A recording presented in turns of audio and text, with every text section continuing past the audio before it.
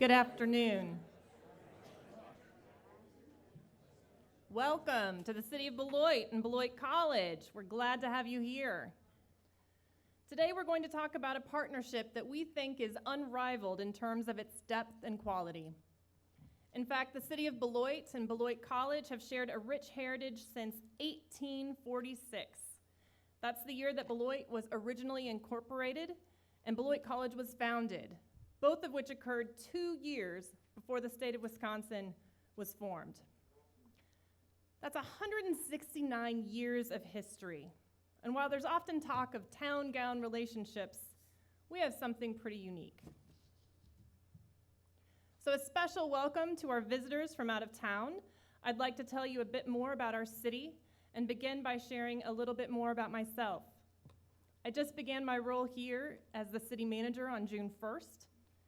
So I can share some of the things that really drew me and my family to Beloit. Beloit has exceptional public-private partnerships, beautifully illustrated by the Hendricks commercial properties and examples such as the Phoenix Building and Ironworks redevelopment, which is the future home of the State Line YMCA.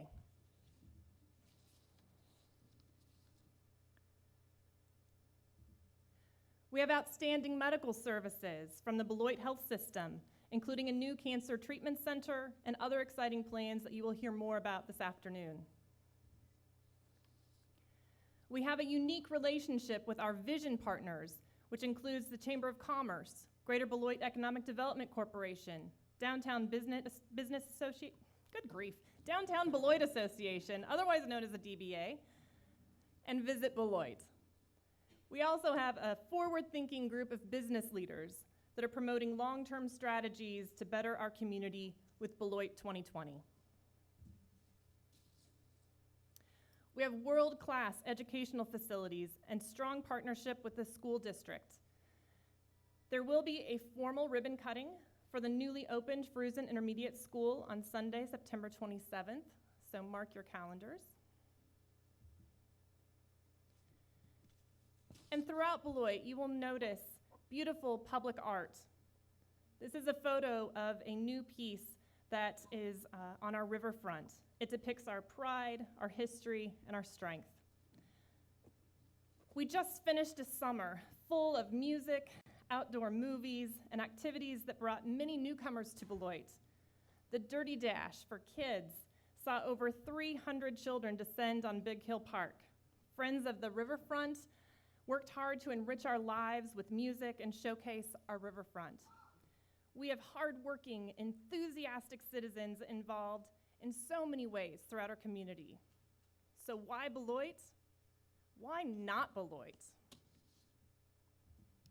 On a personal level, I should share that probably the most influential factor in determining to come to Beloit was touring Beloit Memorial High School. We have 4 children. Our oldest is 15. He's currently a sophomore. And after he toured that building, keep in mind, I did not have a job offer at the time. He decided that was where he wanted to go to school this year. So, go Knights. Glad that all worked out. And as you can see, Beloit has so much to celebrate. We thank you so much for joining us, Beloit College President Scott Bierman and myself, and our partners that you'll be hearing more from this afternoon. These organizations and a variety of large and small businesses are going to share their celebrations of Beloit and how we share a name and share a future.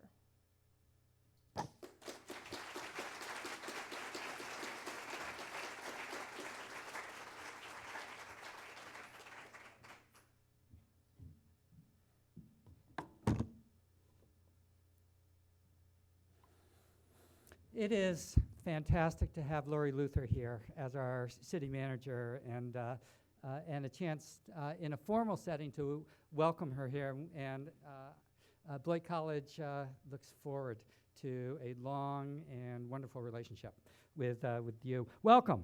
Welcome. It's good to have you here just a few short hours before the Beloit College football team trounces the Lawrence University Vikings.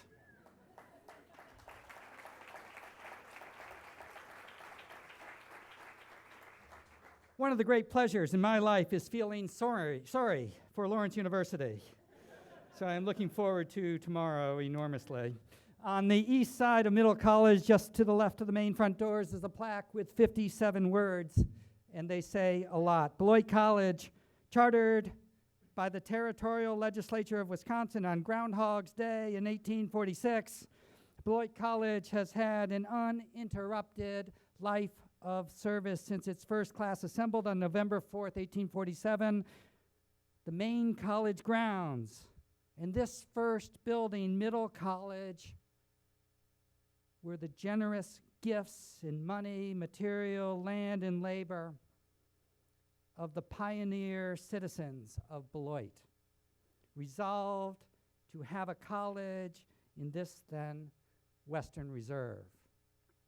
Beloit College, an uninterrupted life of service from 1846 to the present, owing to the pioneer citizens of Beloit. As the cornerstone for Middle College was laid in 1845, future President Aaron Chapin said, "Thus, Beloit College gains a local habitation as well as a name." In 1845, the Board of Trustees of Beloit College probably accepted two very generous gifts, both of which stipulated that the college must open its doors to students without distinction of race or color. Beloit College was an abolitionist school from its earliest moments, and this meant that all those many pioneer citizens of Beloit who had resolved to have a college in this then Western Reserve were claiming this new city to be proudly an abolitionist community in 1845.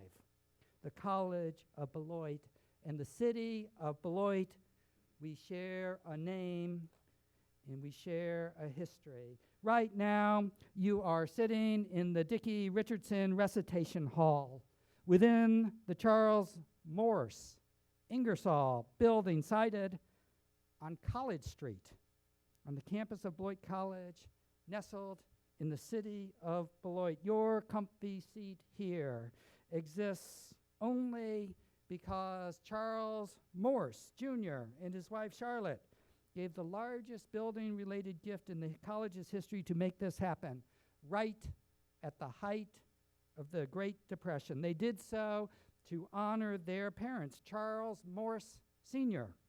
and Chalmers Ingersoll. Charles Morse Sr. was the original Morse of Fairbanks Morse, our neighbors to the north. And Chalmers Ingersoll was the publisher of the Beloit Free Press. Mr. Chalmers sent his daughter Charlotte to be among Beloit College's first female students.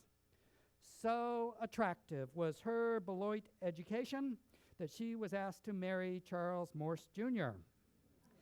Nicely for her. He succeeded his father as president of Fairbanks Morse. Charles spent most of his adult life leading Fairbanks Morse towards becoming one of the most important firms in the country, while also leading Beloit College as a member of its board of trustees.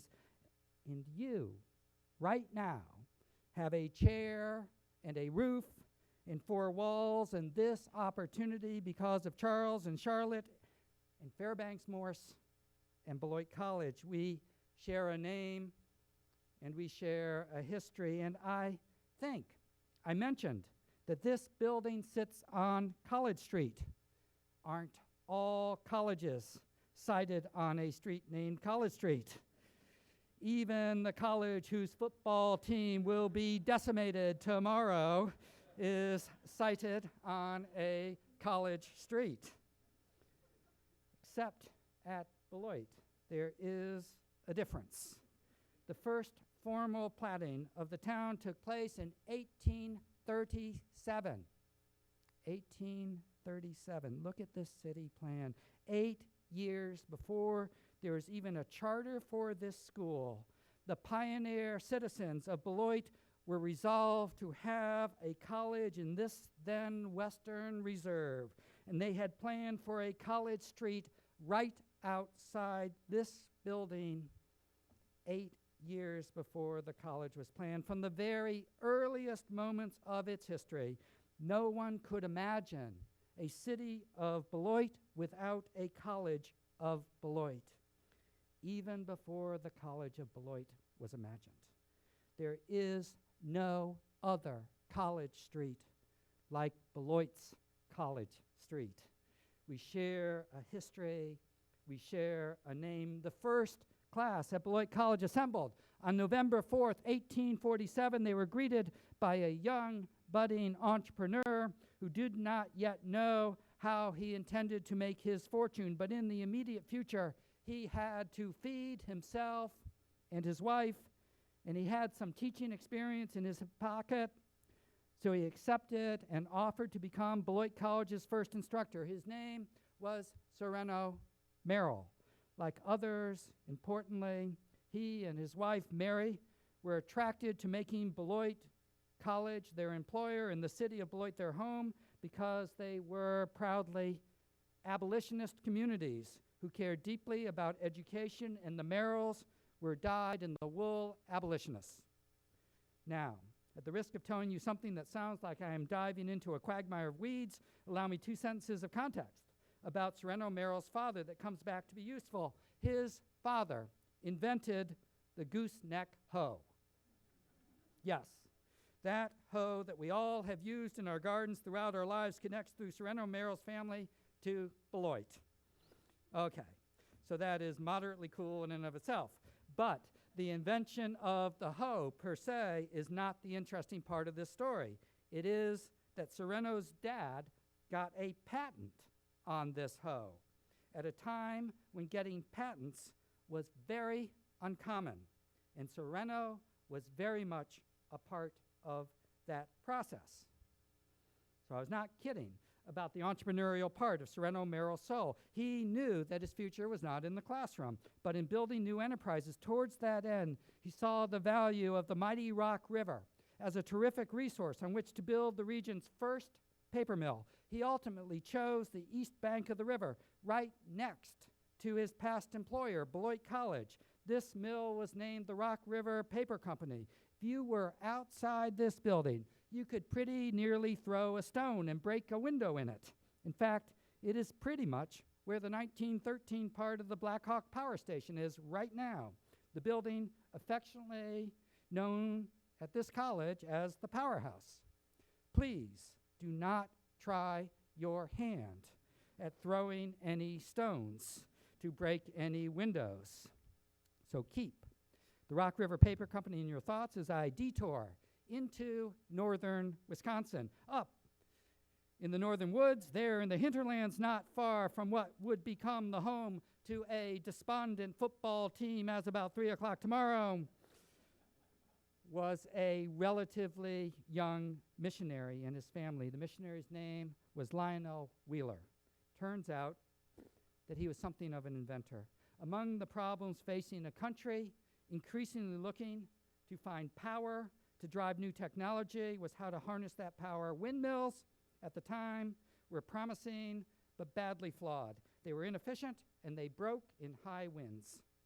Besides being an inventor, Leonard Wheeler was the father of several children, and he was becoming increasingly concerned that there were no colleges in northern Wisconsin worthy of his children's talents. You see where this story is heading. Of course, he aimed himself at the city of Beloit and the College of Beloit. In the meantime, he had developed a prototype for a new windmill that solved both of the key problems of existing windmills.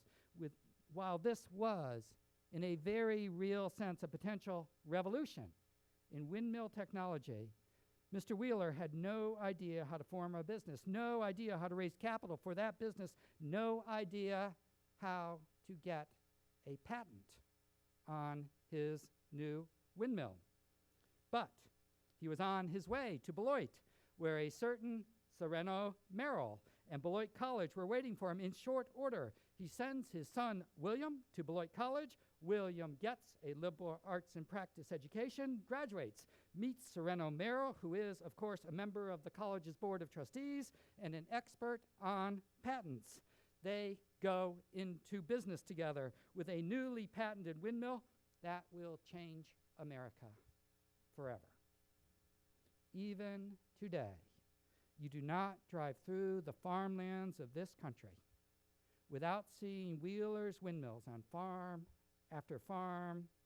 Out of this came the Eclipse Windmill Company, the company that first powered the Midwest. This is not an exaggeration.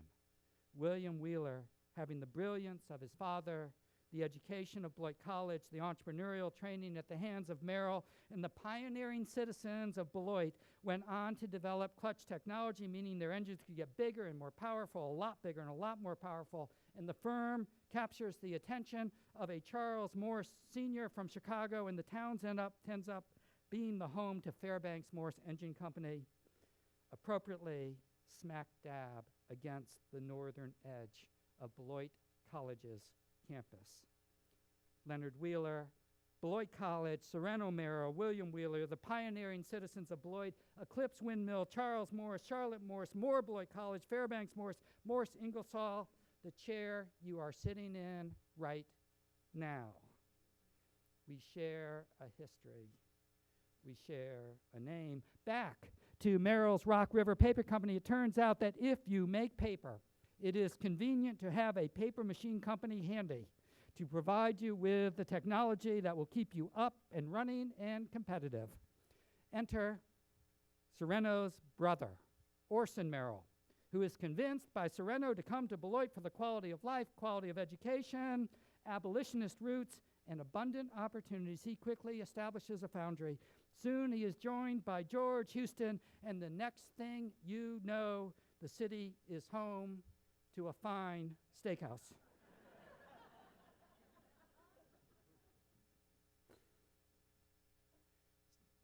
But prior to the steakhouse, Merrill and Houston combined to create an ironworks company that is sufficiently advanced to provide paper-making machinery for Merrill's brother and beyond. After the Civil War, the firm is restructured as the Beloit Ironworks and eventually the Beloit Corporation, but even the briefest mention of the Beloit Corporation requires a stopping point to highlight one of our shared Beloiters, Harry Moore. Harry came to the Merrill's firm, the Beloit Ironworks, in 1936 via a degree from Northwestern. A year earlier, a starting job as a Fuller brush salesman in an elopement with his college sweetheart, Elizabeth Neese, whose father, and this is important, Albert Neese, was newly head of the Ironworks. Not surprisingly, within a year, the son-in-law of the president of the Beloit Ironworks has a job at the firm. This was a pathway to success well understood by Mr. Neese, who himself had married the boss's daughter, Laura Aldrich, whose dad, Alonzo Aldrich, was the previous president of the Ironworks, a tried and true pathway to success. Because, as you are learning, all stories in Beloit connect the college and the town. Laura Aldrich, not surprisingly, was a graduate of this college and its first female member of the Board of Trustees. By 1951, Harry was presciently elected onto the Beloit's Board of Trustees. By 1952, he was president of the Beloit Corporation. Harry's influence at the Beloit Corporation mirrors his influence at the college. He took a company that was recognized as tops in the U.S. at delivering to paper companies the finest paper-making machinery in the country. And Harry made it recognized as the finest and most important producer of paper machinery in the world. Not even a close second. Harry was a champion of bringing the world to his business and his business to the world, and over his 50 years on the board at Beloit College, he was a champion of bringing the world to his adopted college, Beloit College, while also bringing Beloit College to the world. This seems pretty basic in 2015, but in the 50s and 60s and 70s, this was revolutionary in higher education. His vision that the Beloit region ought to be surprisingly cosmopolitan and that Beloit College should aspire to be internationally recognized brought resources to both that were unprecedented.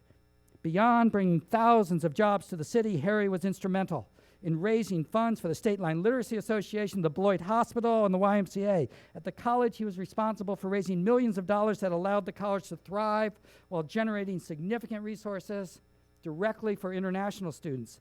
There are many in this room who can tell Harry's story better than I can.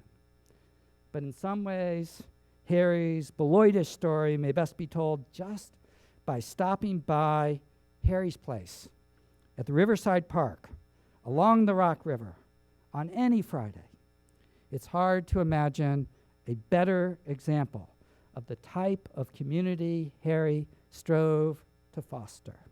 Residents of the Beloit region from every nook and cranny of the Beloit region, from every walk of life, coming together for some quality Beloiter time. Nicely, Harry and his family lived on College Street, surrounded by college students. In fact, if you stepped outside this building, you could probably throw a stone through the window in his home. His house sits on a plot of land that had been platted in 1837, reserved for a college by the pioneers, citizens of Beloit, who were resolved to have a college in this then Western Reserve 9 years before there was a college. Which brings me finally to the college shield. Here it is. I want to point out two things that are really important. First, I absolutely love the turtle on the top. And I love that the town and the college both embrace the turtle as grassroots symbols for ourselves, but I also want to call your attention to the symbol below the dove in the book. This is a cogged wheel in which a turtle is metamorphosed into a flaming wheel of industry. Now take a look at the city flag.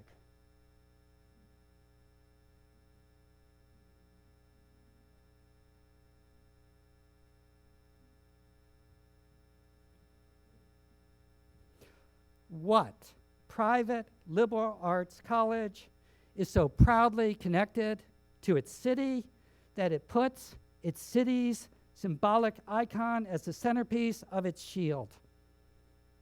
None. What college shares a name and a history that is so foundationally intertwined that it is virtually impossible to tell the history of one without the other? Only one I know of. What college president not only embeds this history into nearly all that he or she talks about, has committed this college to a future that is ever more deeply connected, 21st century connected, college and city histories connected, that future presidents will find at least as compelling as those I've related today? I bet none. Welcome to Morse Ingersoll Hall on College Street, in the middle of the College of Beloit, a stone's throw from Sereno Merrill's first firm and Harry Moore's home, all firmly rooted in the city of Beloit.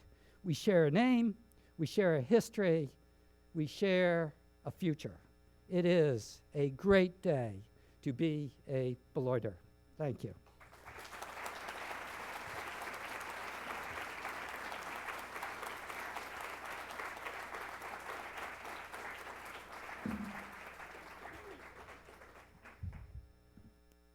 Wondering why we're all crammed in here together. Now you know, huh? Hi, my name's Jason Hughes. I'm here wearing a couple different hats.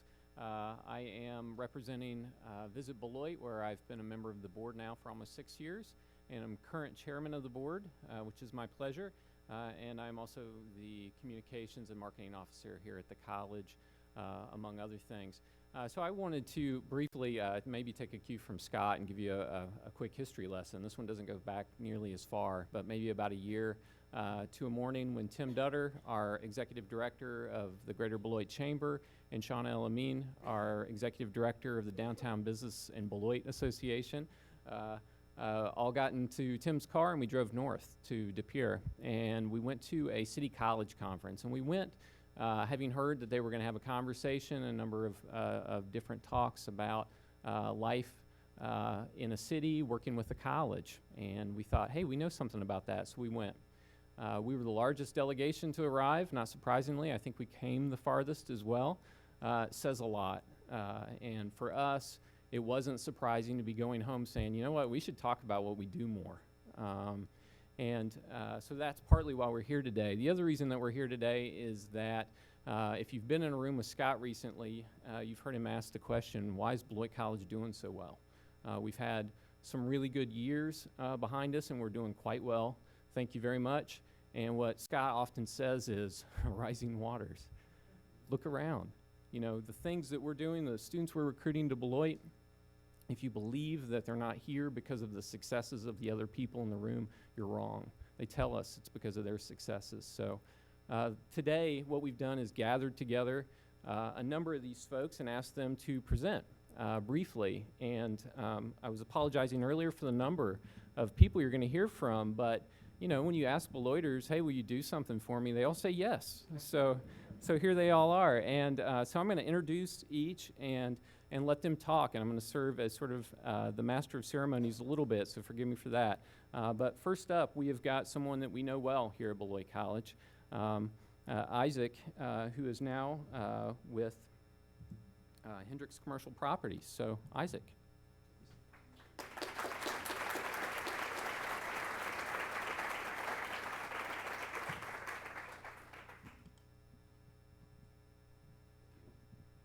Hello. Hey, there we go. How's everybody doing? Good.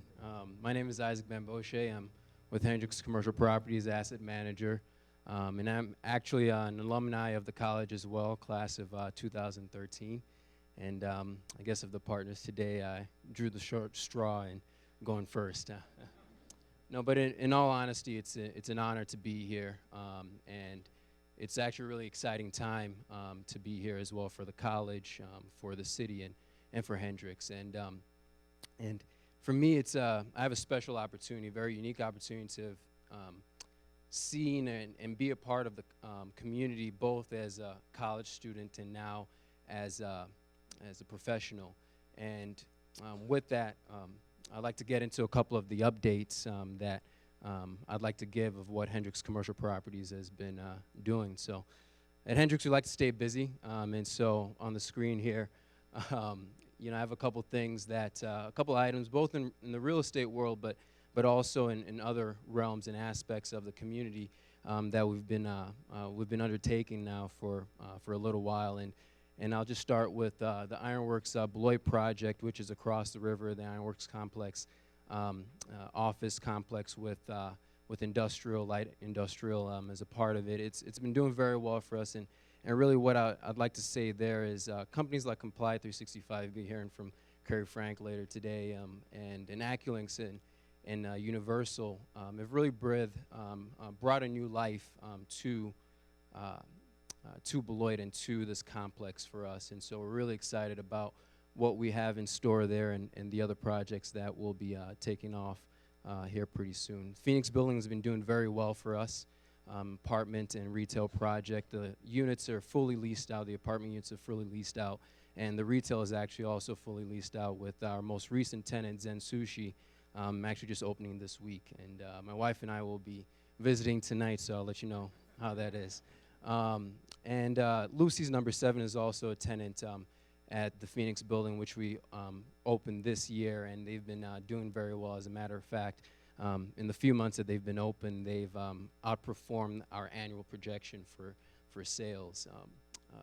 The Ironworks Hotel is doing very well as well, and we've actually had a full year now of no construction ongoing as the hotel has been open, and it blows my mind, quite honestly, how often For me, I do a lot of business outside of Beloit for the company, actually. And a lot of times I bring associates to Beloit for numerous reasons. And I can't tell you how many times I've brought associates in and the hotel is actually fully booked. And so it's doing very well. Maryland Houston's is doing well as well. And their sales are improving over last year's sales. And the Beloit Club, it's beautiful. You know, I've had the opportunity now a couple of times to play at the club, and it's just astonishing that we have such an asset here in this community. And we're on projection there to hit hit our membership levels that we projected there. So it's all things that I really wish as a student I had while I was a student at Beloit College. What's next? Doug Britt here will be delving into the YMCA project a little bit more here. But we're really excited for the YMCA to be joining us at Ironworks. What I really want to touch on is what's next, and representative to why I guess I'm here and why Hendricks Commercial Properties is so excited to be in this community is Iron Tech. Iron Tech really represents what Beloit is all about. Scott just gave an amazing speech, quite honestly, of the history of Beloit, and we feel that this really dovetails and ties into that history very well. Iron Tech is going to be twofold. It's an incubator, a tech incubator, and a co-working space. And we're developing this project actually as we speak. It's under construction at the Ironworks building right now. And this project really represents entrepreneurship, and it represents creating something in the center, creating a cluster here in Beloit that helps to provide an atmosphere for entrepreneurship. And we feel that will really take Beloit even to the next level as we go. So I'll be, over the course of the next few months, Hendricks Commercial Properties will be revealing more information about Iron Tech soon. So to conclude, Jason asks, as we met and as we talked about this, Jason and Dan, why Beloit, why here? And I feel that three things that I have on the screen here are core to that, and it's the authentic history, powerful story, location, and clustering to develop the core. And location is an old adage of real estate. And really it refers to the fact that your location is important, and location is important to how successful your business can be. And we feel that here in Beloit, we have a really powerful and unique location in where we're located, and just think sometimes of the fact that how many places in the country do you have a city of 36,000 people with 3 multi-billion-dollar companies? Or over 3 multi-billion-dollar companies, and it really speaks to the fact of why Beloit is a prime location, and why Beloit is a place where students from all across the world, quite honestly, come to do their studies.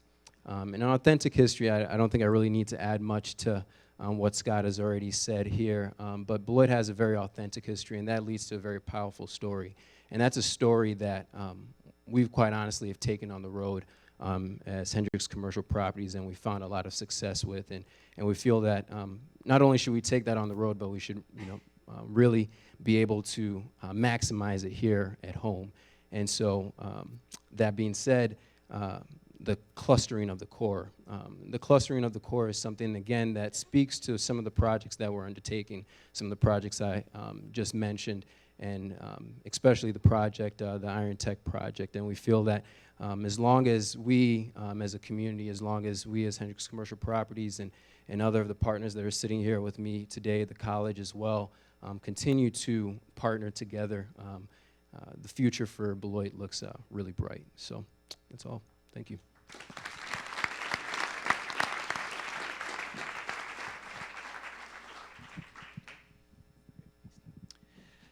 Well, I'm Doug from the YMCA, and so you heard a lot of where we're moving to, but a little bit of the history of the Y.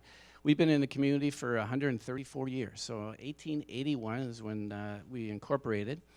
And a little history, we started off on Public Street, was at that location for 50 years, and then at our current location for 50 years as we move now back to the old Beloit Corp., which is now the Ironworks. And oddly enough, the Beloit Y is named after Albert Neese. And so the Neese family played a real instrumental role in the YMCA. And there's a few statistics for you. We serve close to 16,000 kids annually and families throughout. And we're pretty busy downtown Y at our current location, so we're excited to bring it back downtown, where we have almost over 400,000 visits a year. So it's pretty significant. And as we go through, so you can go to the next one. So what's next for us is our mission has always been the same, and where we want to put Christian principles into practice to help build spirit, mind, and body. But we focus on three main areas, which is youth development, healthy living, and social responsibility. So it's just an opportunity for us to serve more people. What attracts us to move downtown is really the city center concept, but it also allows us to really work with the bike trails, the walk trails, and then so we can serve really both sides of the community that much more. And we just see it grow. It's a great partnership. You can see our target gaps that we're trying to close. That's in our strategic plan, which makes it exciting. And as we move downtown. So downtown, everyone always wants to know, how big is it going to be? So it's about 80,000 square feet, and it's going to be 2 levels. That's a nice outside rendering. We're actually in the design phase right now, so it takes a little bit to understand, architects to understand our scope of business. But we're looking at a full daycare, which we currently serve. We want to have an indoor water park for the kids and families in the wintertime so they can play and still maintain to be healthy. And then add to our health and wellness. And the big piece for us is actually multi-purpose space so that they can be adaptable as the community's needs change. And so that's coming in. That's right on the corner, so we're excited about that. And Isaac's been a great partner with us, so appreciate it.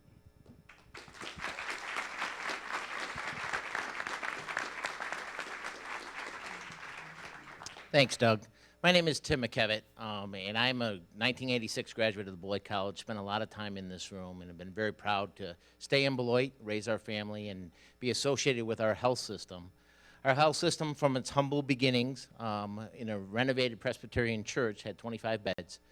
We were converted over to a municipal hospital that was located right on the municipal golf course, right up the way here, to our current location now, which is on the north end of town on Hart Road. The health system has grown tremendously. We now are the largest local employer. We have 1,600 employees. One area that has had tremendous growth is our cardiac services. And we've added numerous physicians and numerous technology. And what's next for us in the health system is the creation of converting our 4th floor of our hospital to a heart hospital within a hospital. This will provide the support, the technology, the space to advance our cardiac services, to bring new services to our community, to improve patient safety, to help us with efficiency, and help recruit and retain outstanding providers for our community. One of the things that I learned here in this classroom, and I learned from my parents, and something that I hold very true, is that our tenet at the health system is to make sure that our Beloit residents receive the best care. The fact that you live in Beloit doesn't mean you need to go to Madison, does not mean you need to go to Milwaukee or Chicago to get that care. You deserve it, the best care right here in our community. When I was interviewing for the position of president and CEO, I was very humbled, and I was asked, what are you most proud of in your career? And I said, without hesitation, it's the 50 lives that we saved last year through our cardiac services and providing emergency angioplasty to the community. Those are our moms, our brothers, our wives, our family members. And to play a small part in that is very humbling for me, and I'm very proud of that. I want to share with you one of the stories of an individual that we saved and how partnering with our community and what the health system is doing to improve the quality of life here in Beloit. Thank you.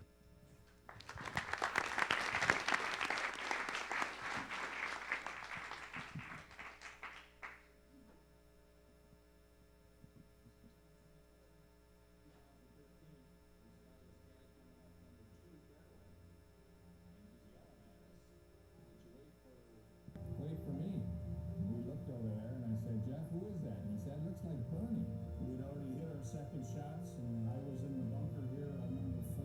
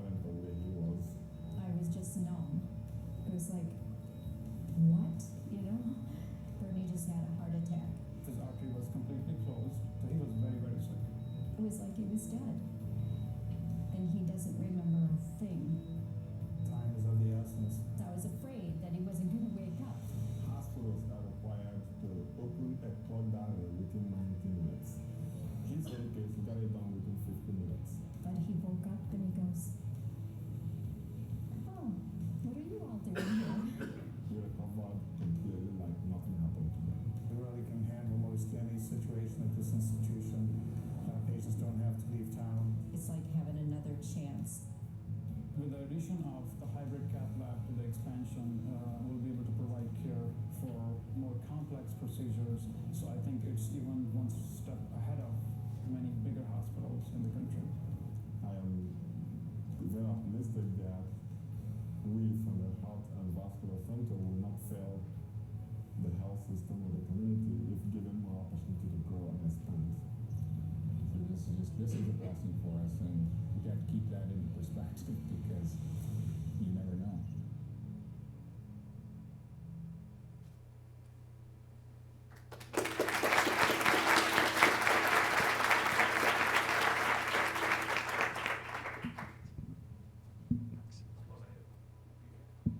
Good afternoon. My name is Tim Dutter. I'm the Executive Director of the Greater Beloit Chamber of Commerce. I don't have a video, but I have some cool pictures for you.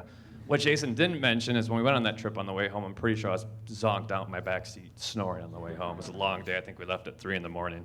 So what's happening? One of the first things that we created here at the Chamber about a year ago was our group of rising professionals. And why did we create a group of rising professionals? Well, there's a few different reasons. The median age in Beloit is about 35 years old, where across Wisconsin it's about 40 years old. So we have young professionals here. What it really pertains to is our workforce. We need to attract our workforce, and we need to retain our workforce. And that's a theme you're going to hear. In Wisconsin, across the board, we're going to face a workforce shortage issue in the near future.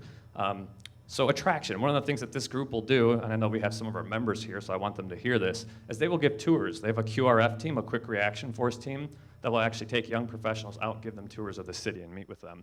And they can do that within a couple hours' notice. Not yet. As it pertains to retention, let's talk about a couple of things that they're doing. They'll do a lot of professional development in 2016. They'll do a lot of different lunch and learns. They're going to go out to different businesses, and they're going to do lunch and learns on things that pertain to young professionals. Job promotions, work-life balance, things like that. They have a mentoring program. They'll do some social networking. I think we've got a happy hour planned every month for next year for 2016. So this group is here. Please use them as a resource. We do have, they're about 140 strong, and they continue to grow. What's next? There we go. Isaac stole my thunder on the incubator. With the building of the incubator, it's something that the chamber is going to be involved in. Again, you can see the layout, the co-working space, but our mission is business development, so what better place for a chamber of commerce to be than in an incubator doing business development? And why Beloit? What better time to make all these changes and adjustments with new leadership that's coming in, with Tom and Lori on board, with new leaders in place? I think the time is now to make those changes and make those adjustments and keep moving in the right direction. Thank you.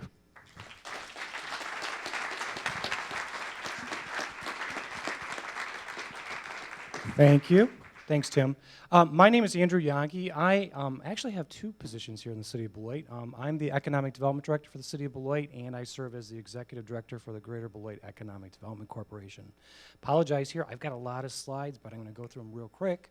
But the reason why I have a lot of slides is there's a tremendous amount of economic development activity going on in the community right now. So I'm going to just try to highlight a few of the things that are going on. So what's happening today? Well, Frito-Lay, a company that's been in our community for a long, long time, over 30 years, they're doing a major expansion project. They're adding 30,000 square feet to their Beloit facility. They began construction just last week, and they're targeting completion on the second quarter of next year. Pratt Industries, this is our biggest economic development project that we've got going on currently in the City of Beloit. They currently have under construction in our Gateway Business Park a major new manufacturing facility. It's a 360,000 square foot building. It's a $52 million investment, and they're going to create 140 new jobs. The project is on schedule. They're going to be underway here towards the end of the year, full capacity by first quarter of 2016. Just a few photos to give you an idea of the scale of this particular project. Again, it's enormous. It's about 360,000 square feet. Ecolab, this company is just signed a long-term lease for a property at 1630 Apex Drive. Again, this is out by the interstate in our Gateway Business Park. They're leasing 244,000 plus square feet, and they're going to be operating a warehouse distribution facility out of this location. Chicago Fittings, another brand new company. This is a company that's actually relocating from Illinois to Wisconsin to Beloit. They're a specialty fitting manufacturing. They've bought a 4.26 acre site in our Gateway Business Park. They have under construction a almost a 35,000 square foot building.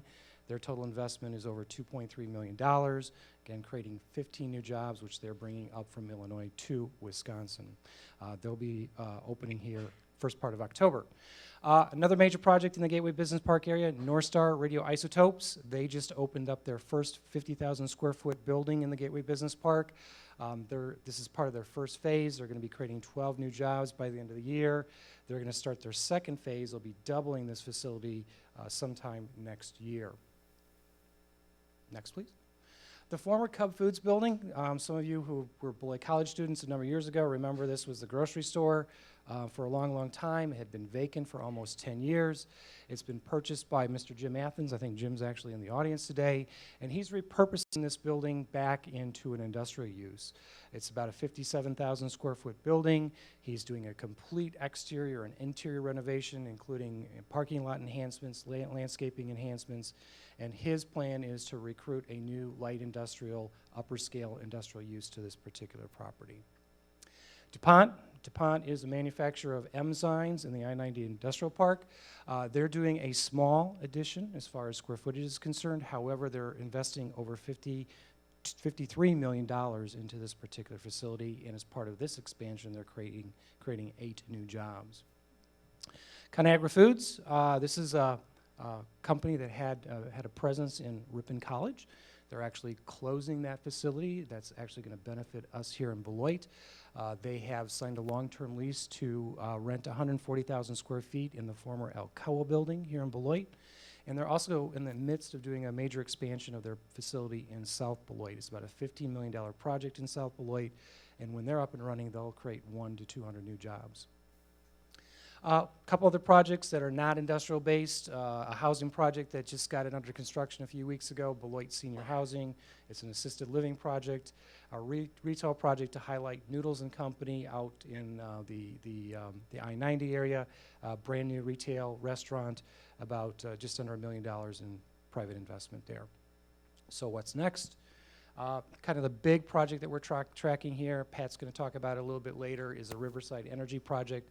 This is a brand new, high efficiency, new generation facility, 650 megawatts, $750 million in potential investment, 200 to 300 jobs, new construction jobs, and this could be up and running by 2019.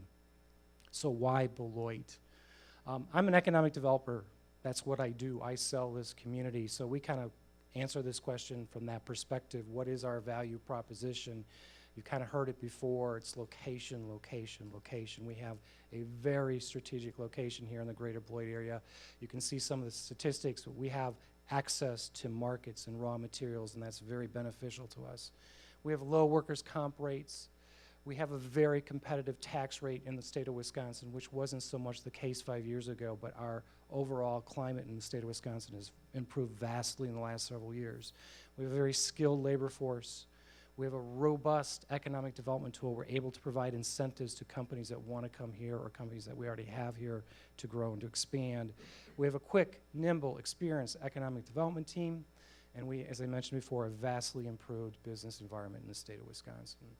So we also have a very, very diversified industrial base. You know, when I started here 28 years ago, there was really 2 giant employers. That has changed dramatically. We have a lot of new and different companies, so we have a more diversified base. We also have, the map here on the right shows you our Gateway Business Park. We still have over 300 acres available to help companies grow in this community, whether they're existing companies or companies that we can recruit in. We offer sites anywhere between 1 and 60 acres in this site. We offer regional stormwater retention. We have multiple accesses to interstates from this park. We have prolific water resources. We have a proven speed to market capabilities. We can make projects happen quickly in this community. And we can offer these sites fully improved, certified shovel ready for as little as $1 for these sites. We have competitive utility costs thanks to our partners like Alliant Energy. Other utilities, of course, electric, gas, sewer, water, very competitive compared to our competitors. And you've heard it from the other speakers today. We're very proud of our commitment to lifelong learning, whether it's pre-K, K through 12, post-secondary, and of course, liberal arts college here at Beloit College. So thank you.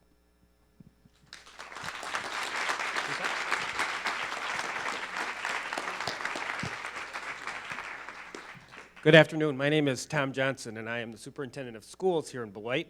I am not a Beloit College graduate, although I remember field trips to Beloit College, to the Anthropology Museum, to the Indian Mounds as a graduate of the Beloit school system.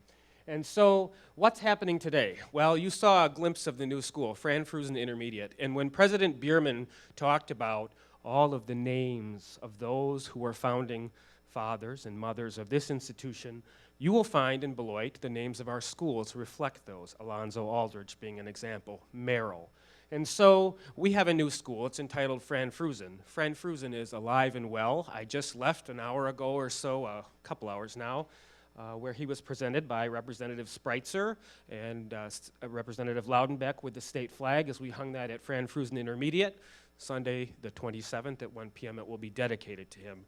It is a testament to Fran Frusen, and he is of the caliber of those that we saw from yesteryears, and I would encourage all of you, if you're able, to come out to that. So we have a beautiful new school there, but throughout the community we have renovated schools. $70 million referendum was passed by this community in one of the most difficult economic times of our modern time here in the city of Beloit.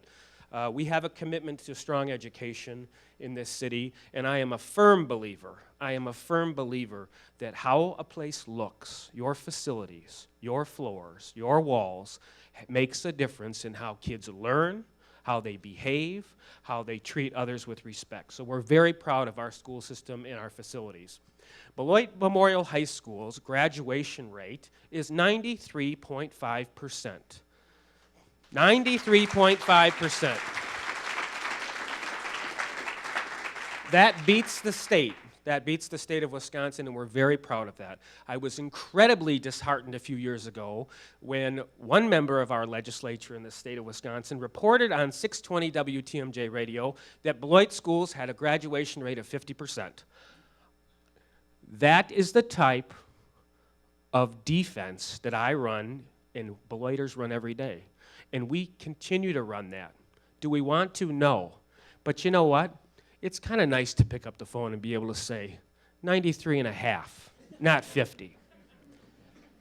Beloit Memorial High School has 26 advanced placement classes. Those are classes sanctioned by the College Board. We have nearly 600 students enrolled in those classes. And the best part about that is the students in those classes don't just look like me. 10 or 15 years ago, that would not have been the case. And again, speaking back to President Bierman talking about the abolitionist roots of this college, Beloit has a commitment to diversity, and our school system has a commitment to diversity in all of our classes. We take folks from all walks of life, and that is one of the beauties about being from Beloit and going to places. When I left Beloit and enrolled at UW-Madison, I felt out of place. I felt out of place there, and that is a very common experience that you'll hear graduates coming back as they leave Beloit. And so we make that commitment in our enrollment and in the enrollment into our classes at all levels. We have made dramatic changes in career and technical education. We have invested nearly $2 million in CNC, welding, culinary arts, all of those types of things that we don't necessarily think of needing a four-year degree. This is important. Not all of our students are coming to four-year colleges. Quite honestly, some of our students these days, when they're enrolling in math classes, trigonometry, etc., to run those CNC machines, they need much more for their two-year program than our students who are going to four-year colleges in some respects. So we've made a commitment at all levels of our educational system. What's next? I think really two things, and this is just one of my shticks, and that is early literacy. We have students that are walking into four-year-old kindergarten in this district this year, a few weeks ago, with thousands and thousands of words in their vocabulary. And we have students walking in with less than 100. And we know that early vocabulary development and what is happening in kindergarten and first grade can be a clear predictor of high school graduation rates. People think when I talk about kindergarten and first grade, sometimes I think people think, it's kindergarten. It's critically important. That is a huge focus of mine and my administration as we go forth. And most importantly, it's the collaboration with businesses. We have over 63 formalized business partnerships. What does that mean? It means business is coming into the schools. We are leaving the schools and going to businesses and taking kids, but we're taking the playbook from business. K-12 education in this country has not been very good at responding to needs and responding to demands in a timely manner. We're not perfect, but we're a lot better than we were. And I think really as I think of the next 5, 10 years in education, I can't predict very much at all. If you would have asked me 5 or 6 years ago to predict the last 5 or 6 years, I would have failed. But what I do know is we have got to respond to our businesses in what they are telling us that our students need. That is ever changing. We're committed to that. But the one thing that we do know that students leaving need more than ever before, critical thinking skills. Look at the companies these days. They don't look like classrooms anymore. It's all about getting people around a table who can work together, critically think, challenge each other, and move at a rapid pace. Why Beloit? It's the diversity. It's the partnerships. It's the honesty. Beloit's always been a fairly honest community where others put up the blinders. Beloit's pretty good at saying, here's our challenge, here's some options of how we tackle it, let's go. Usually we get it right, and when we don't, we figure out how we go back and challenge it again. I think the motto that we use of Beloit Proud, that can-do attitude that we have about this community, look at what's happened in this city in the past 20 years. Look at what's happened on this campus. Look at what's happened in the school district. That is the mark of Beloit which sets us apart. And I will echo what Mr. Dutter said. Having the opportunity to work with folks in this room, our new city manager, Lori Luther, Tim McKevitt at the hospital, those folks that are committed to moving this community forth, moving the barriers, cutting the red tape, that is what will sustain us and keep us going for years to come. Thank you.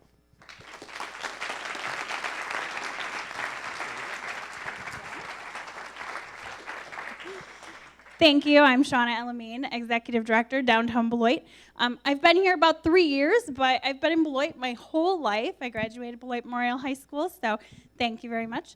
I never intended to leave, so when this position opened, I actually worked for Andrew Yonke, Economic Development Director, and I really was excited because our downtown is so vibrant. We have so much going on. There's not a boring day in my life, I will tell you that, so it's very exciting. And if it hadn't been for the many speakers already today, my presentation would be way more than 5 minutes, so I'm happy for that. So what's happening today? This year alone, we've tracked 13 new businesses downtown Beloit. We have more coming. I will say I ate at Zen Sushi today with some of the partners that are here today, and it was amazing. So it was a soft opening, but while you alumni are here today, make sure you check it out this weekend. We also have the local sports bar and grill that just opened in March. It's doing very well. It's actually owned by a community that grew up, or a family that grew up in Beloit as well, so that's really great to grow your own.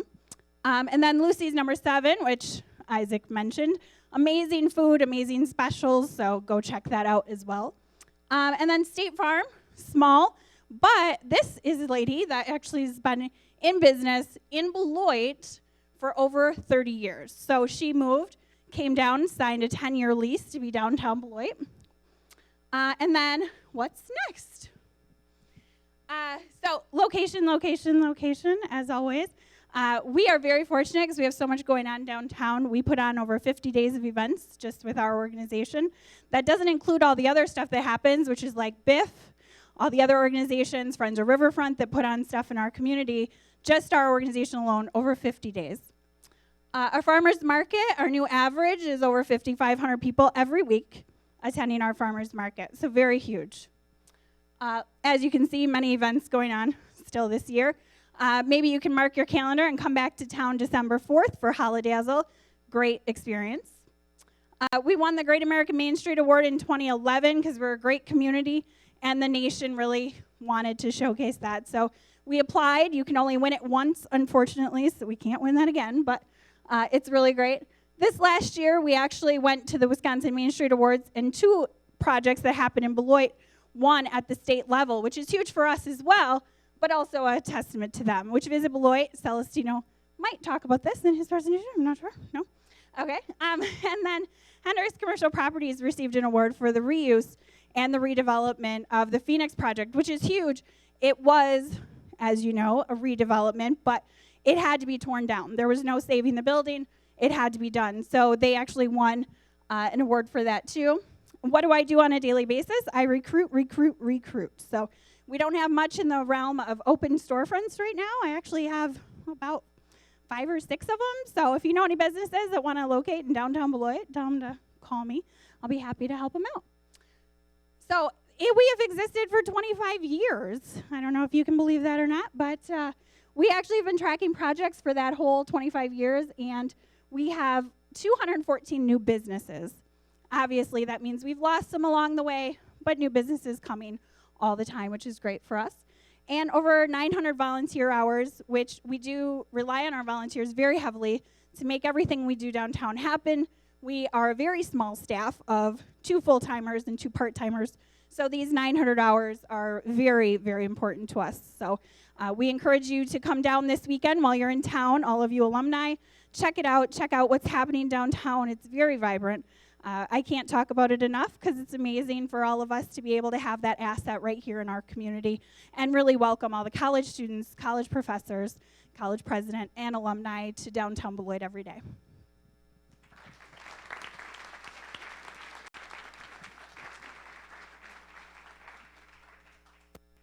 Hi, can you hear me okay? Great.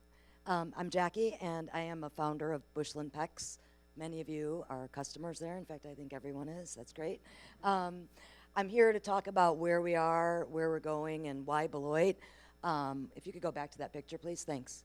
I think this picture is one of the most important representations of what Bushland Pecs is.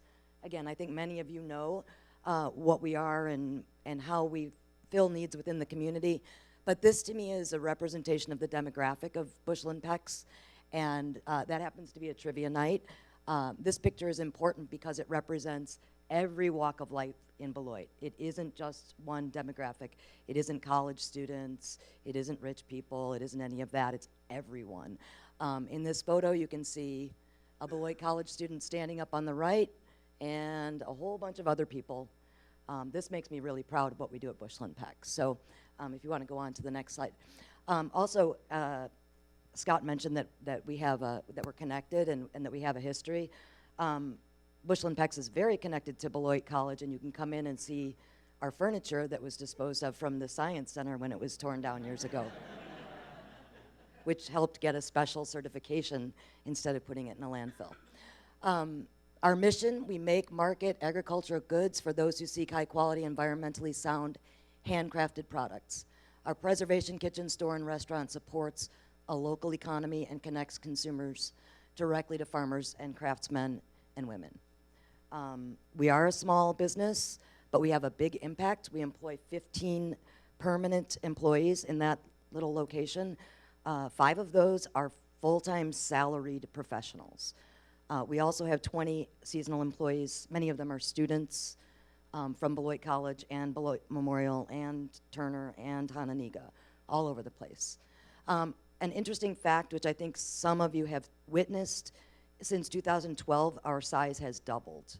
And for the business people in the room, even though we're small, you might imagine doubling your business is pretty challenging. We fund ourselves. One of the reasons that we've chosen to do that is because we don't want to take on debt and disappear one day. So what's happening next? We're going to grow again. We're going to double down and do it again. And by mid-2017, we expect we will be double the size that we are today in terms of revenue.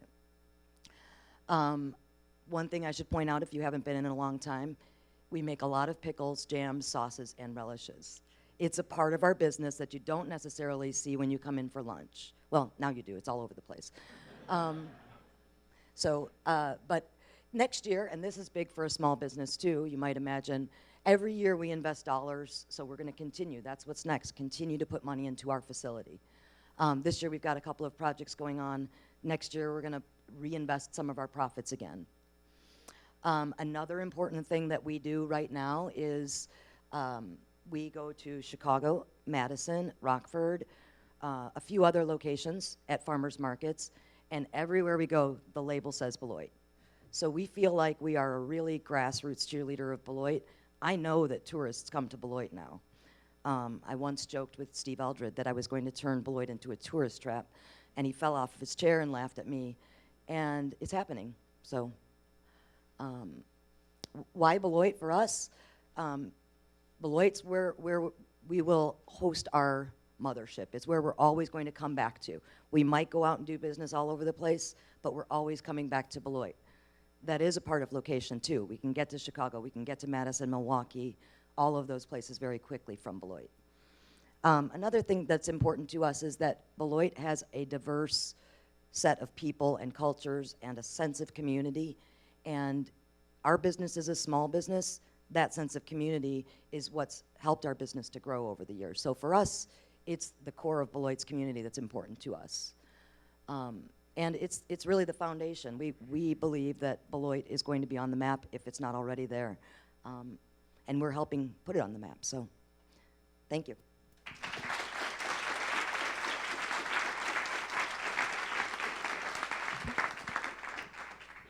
Hi, my name is Carrie Frank. I am the CEO and co-founder of Comply 365.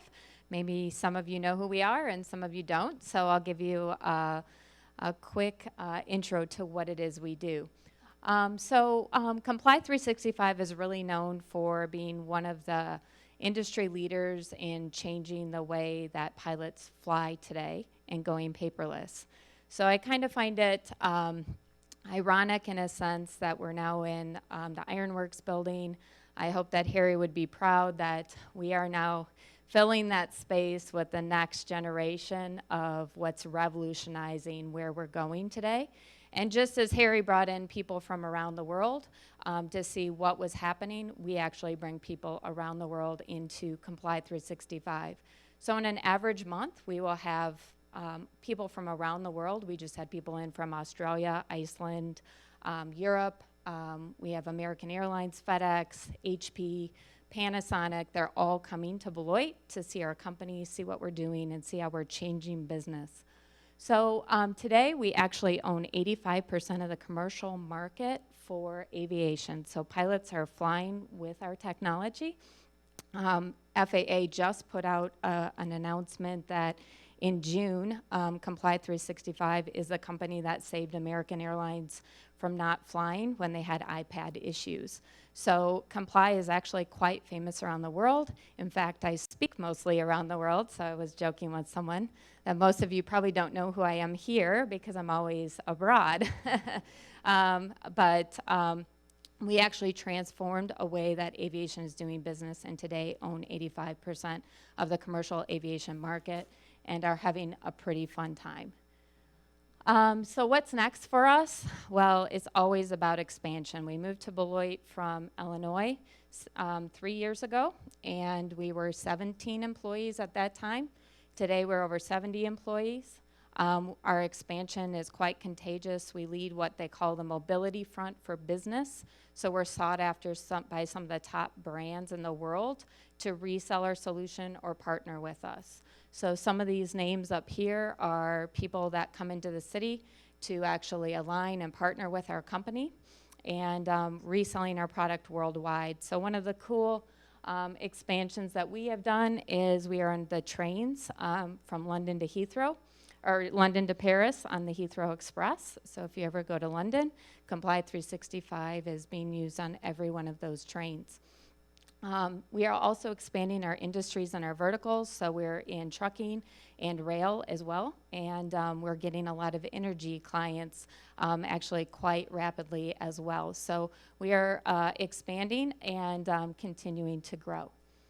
Why Beloit? Well, I thought about this slide and I thought about what everyone else would do, and I thought it would be fun to put up a cool stat that maybe everyone in this room isn't used to, and not a traditional why I chose Beloit.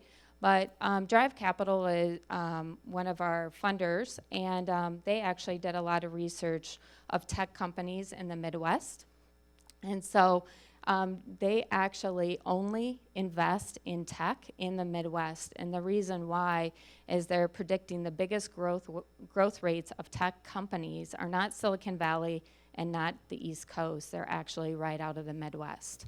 And so with what the Ironworks building is doing with the tech front. We've been very involved with that, of bringing in entrepreneurship into that, working with partners like AccuLinks and the different tech companies in the area, because this is the next frontier of business. We also are very proud to have our first Beloit Memorial intern from the high school this year, and he actually graduated and we hired him full-time. So he works full-time for us, and then he goes to night classes at Blackhawk Tech. And we also are very proud to have 2 interns from Beloit College. And so we are very connected to our community. We actually have probably 6 or 7 people that rent apartments at the Phoenix. We probably eat food at every single restaurant you can imagine, because we work very, very long hours, and we order in and we go out. So we are very connected to this community, very excited to be here and to continue to expand. So thank you very much.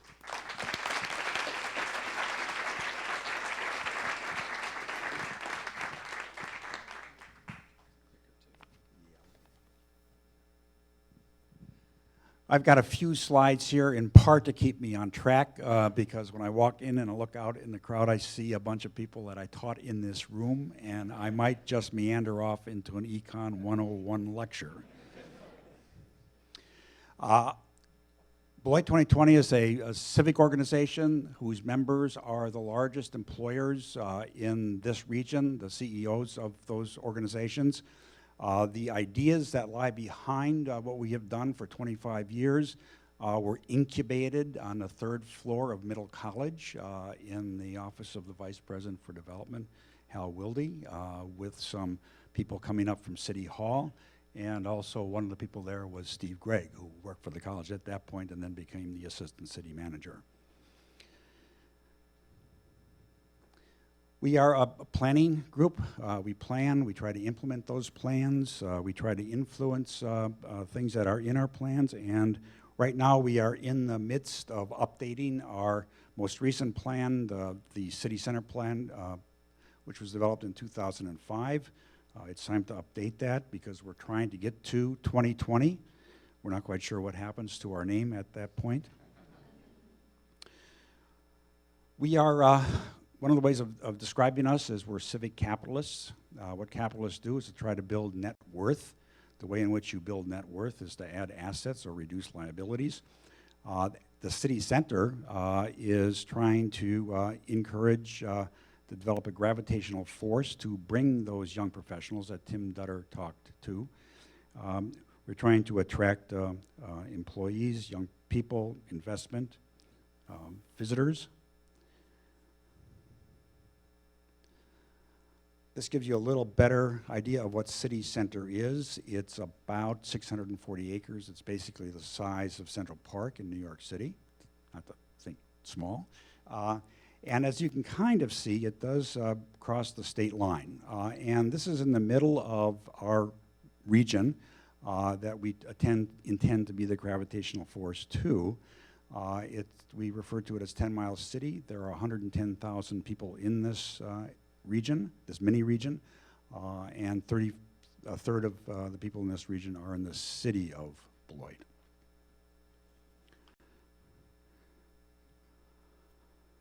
A river runs through it. Our most important natural resource is the Rock River. If we look at this city center area,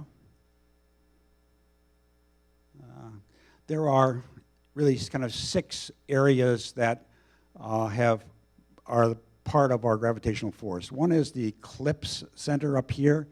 For some of you, that would be the old Beloit Mall. Beloit Memorial High School, arguably the most important institution in the city. The riverfront, the Ironworks, Beloit College, and our traditional downtown. Those districts are well on their way.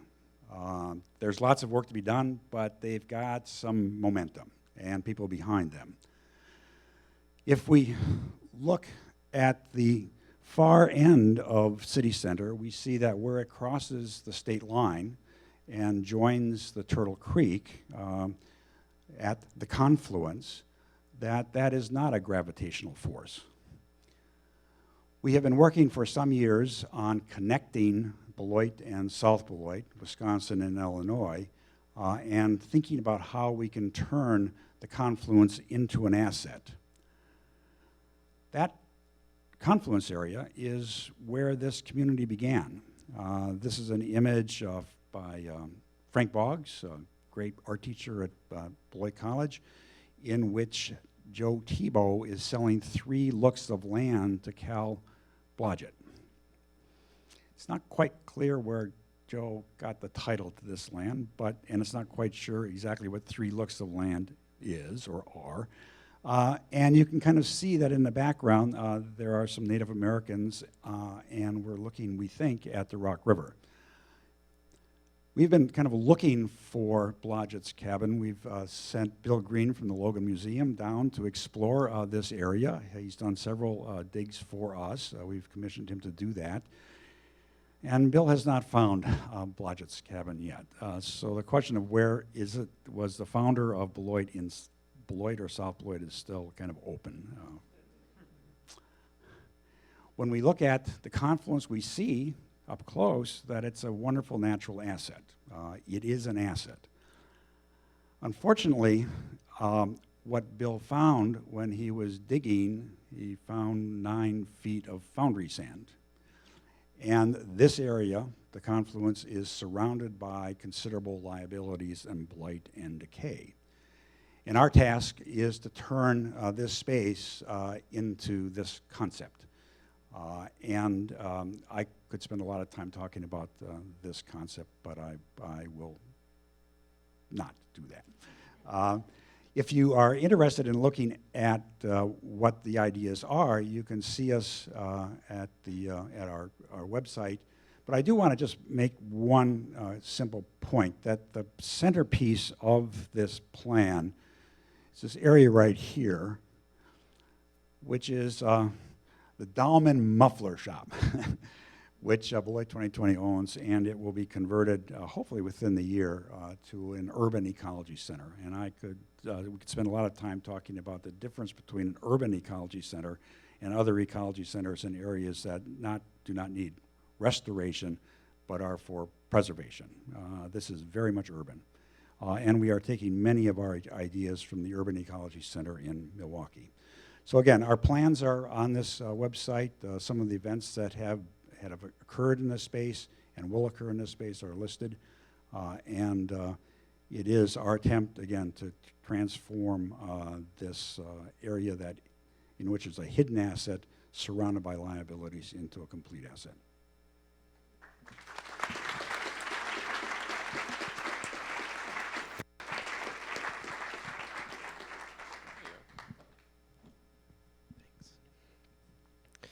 Welcome, everyone. My name is Celestino Ruffini. I'm the Executive Director of Visit Beloit. Lori talked about being new to the community. Technically, today's only my 8th day in the office. So I am outside the freshman class here at Beloit College, I'm the newest member of the community, and I appreciate everyone welcoming me to this community because what a great region we do live in. On behalf of the board and my staff here today, I want to thank all of you for being here. Really, meetings like this, events like homecoming, that speaks to my heart, and I'm glad to see so many people coming to campus this weekend. I've heard it's difficult to get a hotel room. Thank you. Thank you very much. And we will work on getting more hotels for you, and more restaurants, and more products to visit down the road. But really, I do want to thank you for being here, and it's a great honor to be the new director of Visit Beloit. And I appreciate Jason being our chair and appreciate all of you here in the room today being here. Our job at the Convention and Visitors Bureau is really to attract consumers to this destination. Whether it's for a sporting event, it's for a meeting, they're coming here on a motor coach, they're coming here just to enjoy Jackie's restaurant. It's our job to share the message of Beloit. And we've got some great things going on. We have we've talked a lot about diversity, and that we have within our staff and on our board. We have a wonderful, diverse board with staff both downtown in the Vision Center. But what a lot of people don't realize, the Welcome Center on Interstate 39, when you come into the state, we manage that as well. All that information there is being curated by ourselves, and we've got a great team out there. One of the big things, though, that we'll be working on next year in 2016 is becoming an accredited DMO. And a lot of people have asked, why the accreditation? When you look at destination marketing groups across the country, there are only 150 that are accredited. It proves the strength of the organization, and just as one of our new taglines, forged in Beloit, we want to forge ourselves as being a leading voice in the travel industry.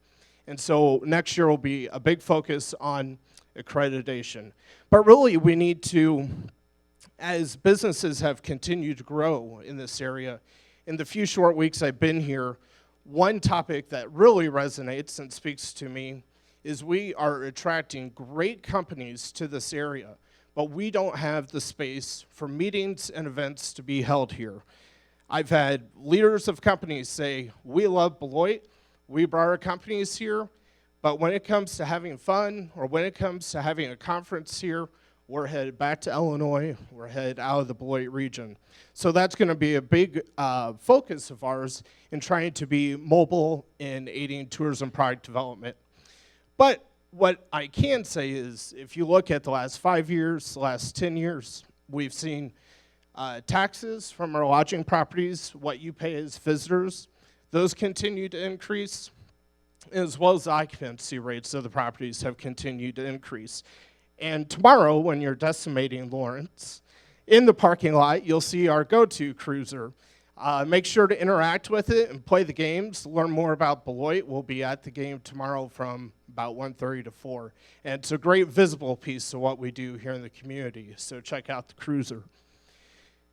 One thing Jackie mentioned and other speakers have mentioned is the storytelling aspect.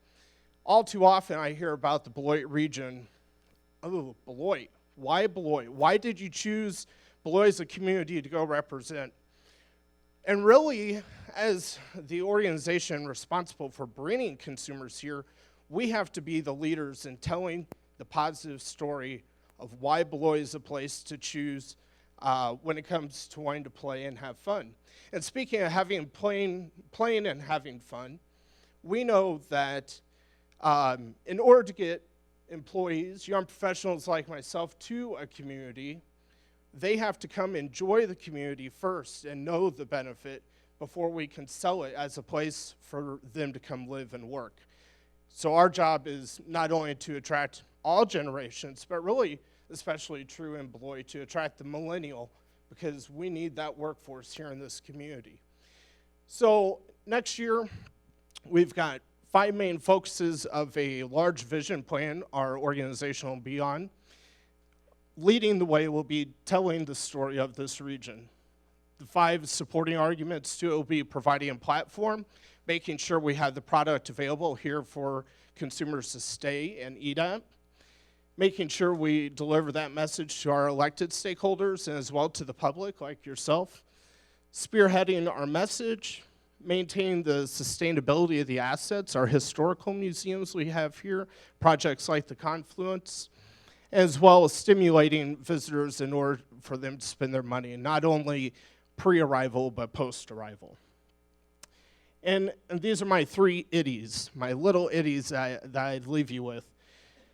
One great aspect of this area is the regionality, and Jeff talked briefly to the work we're doing on the state line, but really it's much more than that. It's really looking at all of Rock County, and Winnebago County is one big partner. Our connectivity and our believability, and I believe we spoke to it earlier about people trust and believe in this community, and that's the message we're sharing through our advertising. And I just want everyone to know that there is a positive momentum here in Beloit. It's one that I think we all can take advantage of. I think that Visit Beloit is going to be that cheerleader in the community that we need to help support the businesses that are here. And definitely you'll see through our new website and through our new visitor guide that we'll be launching this fall, You'll see a new look and a new vibrancy to the destination. We hope you all enjoy it. And if there's anything we can ever do to help bring more consumers to the area, feel free to let us know. Thank you. Thank you, Celestino. We've got 3 more presenters today. The first is Scott Bierman, our president, and he'll be followed by Pat Campling, the CEO and chairman of Alliant Energy, and after that, Jeannie Gang, principal and architect at Studio Gang Architects. Scott. Thanks, Jason. Celestino, since you mentioned cheerleader, I've in complete blue and gold attire today. Today is Blue and Gold Day at the college, and it's a competition, and I'm doing my best to have the president's office win this competition. So what's big and new at Beloit? Well, the biggest thing at Beloit is the fact that we're one of the hottest schools, not only in the Midwest, but in the country right now. So our entering class is over 30% bigger than the class last year and the previous year.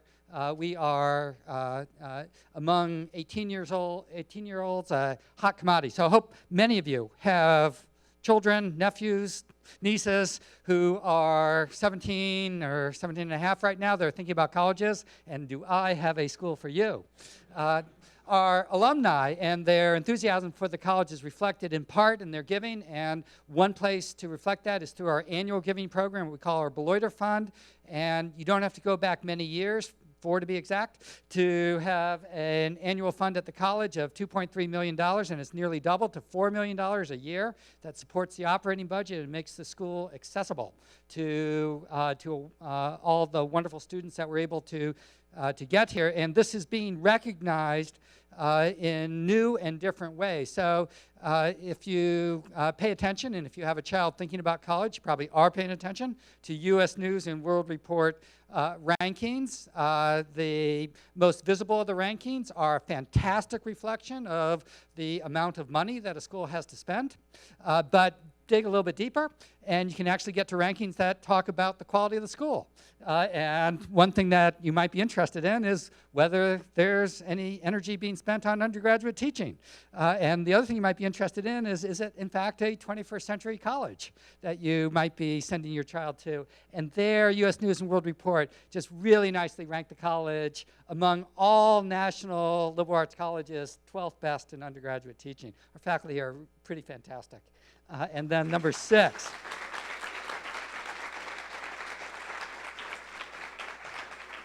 Thank you. I'll pass that on to more than Jeff Adams. And number 6 in innovation, we actually strive really hard to be innovative and stay ahead of the conversation in higher education, be a real leader in higher education. And then Jason mentioned this, but he's absolutely right. I mean, the rising waters, if we were closer to a coast, I'd call it a rising tide, but the rising waters of the region is absolutely critical. We couldn't have gotten to an entering class that's 30% bigger than recent memory. Frankly, the biggest class since we've had since the early 1970s. We couldn't have gotten there if it weren't for the community. So what's then evidence of this? Well, just one tiny little piece. This is just very, very recently from the Beloit Daily News, a letter. I was recently in Beloit to drop my son off at Beloit College. So, a parent with good judgment, of course. We are from Pittsfield, Massachusetts, a city of 40,000, comparable in size to Beloit. I was impressed by the cleanliness of Beloit as compared to Pittsfield and the helpfulness of the residents and businesses that I visit. I have no doubts that they had lunch at Bushel and Peck's. You folks have done it right. I wish I could do the same here. I look forward to our next visit. And everybody should come from New England to Beloit, Wisconsin to attend college. So what's next? And here I toss off one hat and put on another hat. Still gold, of course.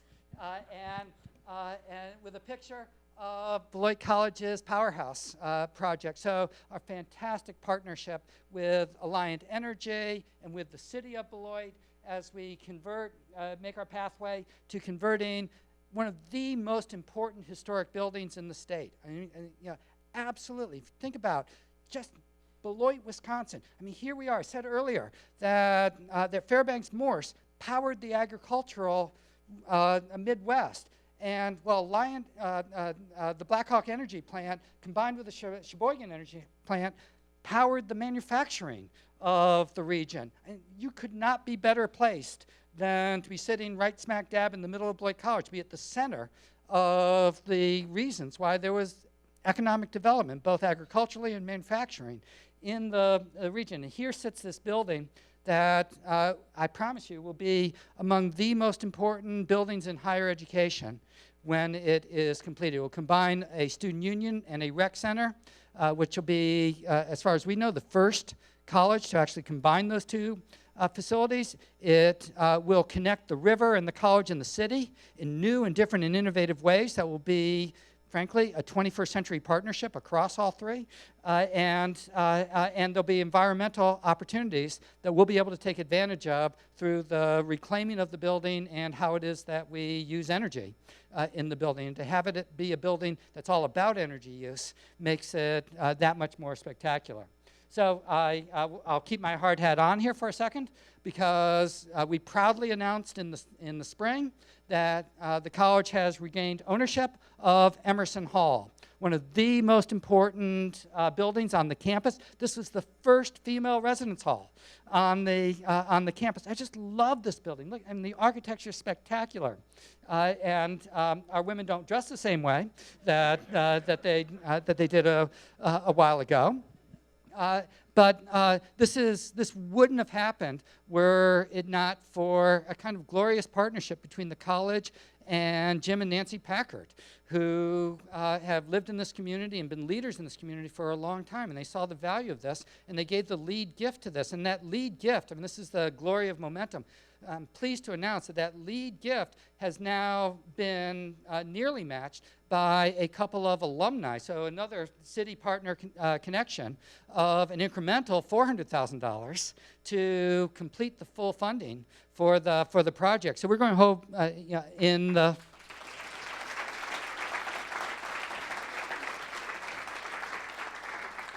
next fall, you're going to be able to hardly be able to walk on the sidewalks. There's going to be so many students on campus as a result of this. So we apologize for the ways in which we're crowding the town of Beloit. And the list of partnerships are so important to us. This happens to be a picture from the Science Discovery Night that happens in early November at the college, sponsored by Cary Industries. And this night will draw 1,000 young students to explore and enjoy and begin to get excited about the level of science that they're going to be a part of in their lives. It's just so thrilling to come over here, even if you don't have a child, come over to the college and experience Science Discovery Night. You'll be so encouraged by this building with 1,000 kids in it from the community, learning about science and being so excited about this prospect, which brings me to number 4. We want to make an announcement, and I'm really proud of what it is I'm about to say, because at the end of the day, this is a school that is the oldest college in the state. As Lori said, 2 years before the state was a state. And furthermore, we'd like to think of ourselves as the best college in the state. And towards that end, we're announcing the inauguration today, right now, of Wisconsin's Distinguished Scholars Award. That's a $25,000 scholarship over 4 years, $100,000 in total for top Wisconsin students with GPAs of 3.5 or better. I am so proud of this. So when Lori moved to town, I liked her a good deal and knew that she had a son that was a sophomore. Said, Lori's job as a mother might be a little bit easier if we created an incentive for her son to work a little bit harder at school. So now every moment that he's studying is another, $4,000 or $5,000 towards the $100,000. Why Beloit at the end of the day? Everybody has said it, and I've said it over and over again. It's the quality of the partnerships. Nothing happens in this city of enormous consequence without the quality of the partnerships that are developed. And I see it with my friends around this room as I look around row after row after row, and the quality of leadership that exists in this city. I'm so appreciative of both those qualities. Thanks very, very much.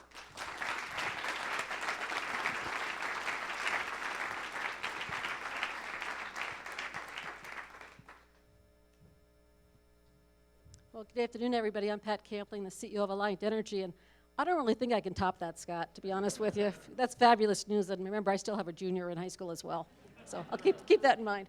But it's a pleasure being here with you all today, and for numerous reasons. One, the great announcement that we're going to be talking about a little later, but also to thank you as our customers. And when I was asked about what do I think about Beloit, and I'm not from Wisconsin, I'm from Queens. You can pick up the accent period, a little bit. And I went to a small college outside Philadelphia. But when I first met Scott, the affiliation, just when you come from a small liberal arts college, it's who you are. It's who you are. It's in your system forever. So that's why Beloit's so special to me. My introduction to Beloit was the college. But then all the wonderful customers that we have the privilege of serving in Beloit, the diversity of customers. But the real, if you want to go to the next page, the really big thing to me about Rock County, and especially Beloit, is the can-do attitude. And I'll speak about that in a moment. But we've been serving Rock County for almost a century. So going back to the strong history we have in Rock County and Beloit, I'm a history buff.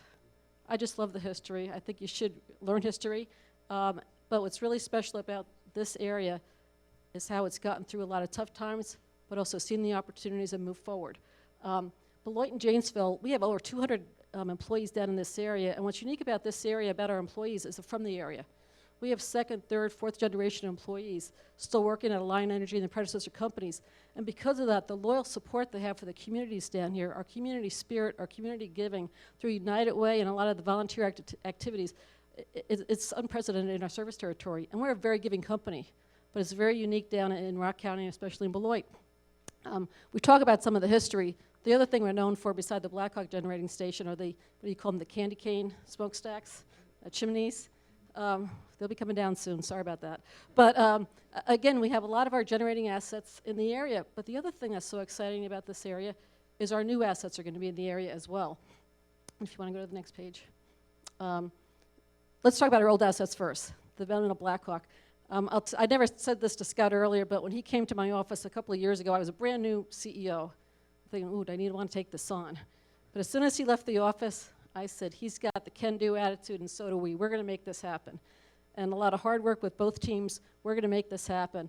And I am so pleased at the way this is developed. And it is a very unique relationship, not only in the utility space, but in the state. But we had to get a lot of different parties working on this to make sure we could transfer a 100-year-old building in an environmentally responsible way. So the state of Wisconsin came to our assistance as well, and a lot of good work was done. So I am so excited about this. When I retire as the CEO of Alliant Energy, this will be one of my proudest moments, because this is so unique.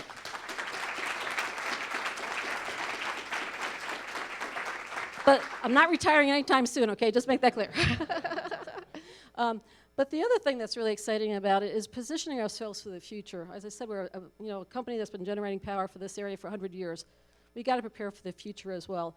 We know that our customers are changing, technology is changing, and we have to be ready for that. And we also know that everybody is very concerned about the environment and wants to use resources responsibly. So first quarter of next year, the largest solar farm in Wisconsin is going to be over by the candy cane smokestacks. And it's a pretty exciting, it's an innovative technology that we'll tell you more about when it's more complete.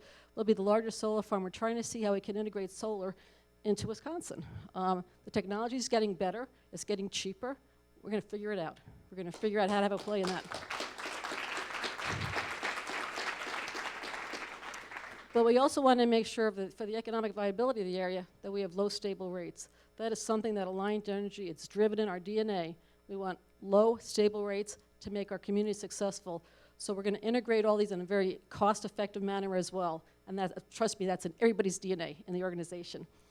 If you want to go to the next page, And as part of our future, we are proposing the Riverside Energy Center expansion. This will be the most fuel-efficient electric generating plant in the state, and one of the most in the country. It's a lower carbon profile than other fossil fuels. It's going to be very efficient. And what's really interesting for me, and I'm an engineer by education, so I'll get geeky at times on some of this stuff, but as we bring more renewables into our portfolio, wind and solar, you need more gas generation so you can ramp up quicker. And no better place than to put our brand new assets, $750 million, into locations where we had our original assets 100 years ago. So that's why I'm very excited about Beloit. The can-do attitude, the support we get from the communities is just so exciting, and we just love serving all of our customers here. And thank you.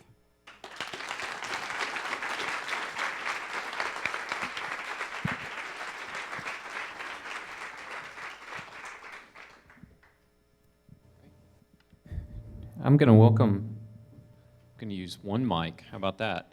Instead of two. I would like to welcome on behalf of Beloit College and a lot of the other people here in this room, someone who we've gotten to know really well, Jeannie Gang, the principal and lead architect at Studio Gang Architects. Thank you.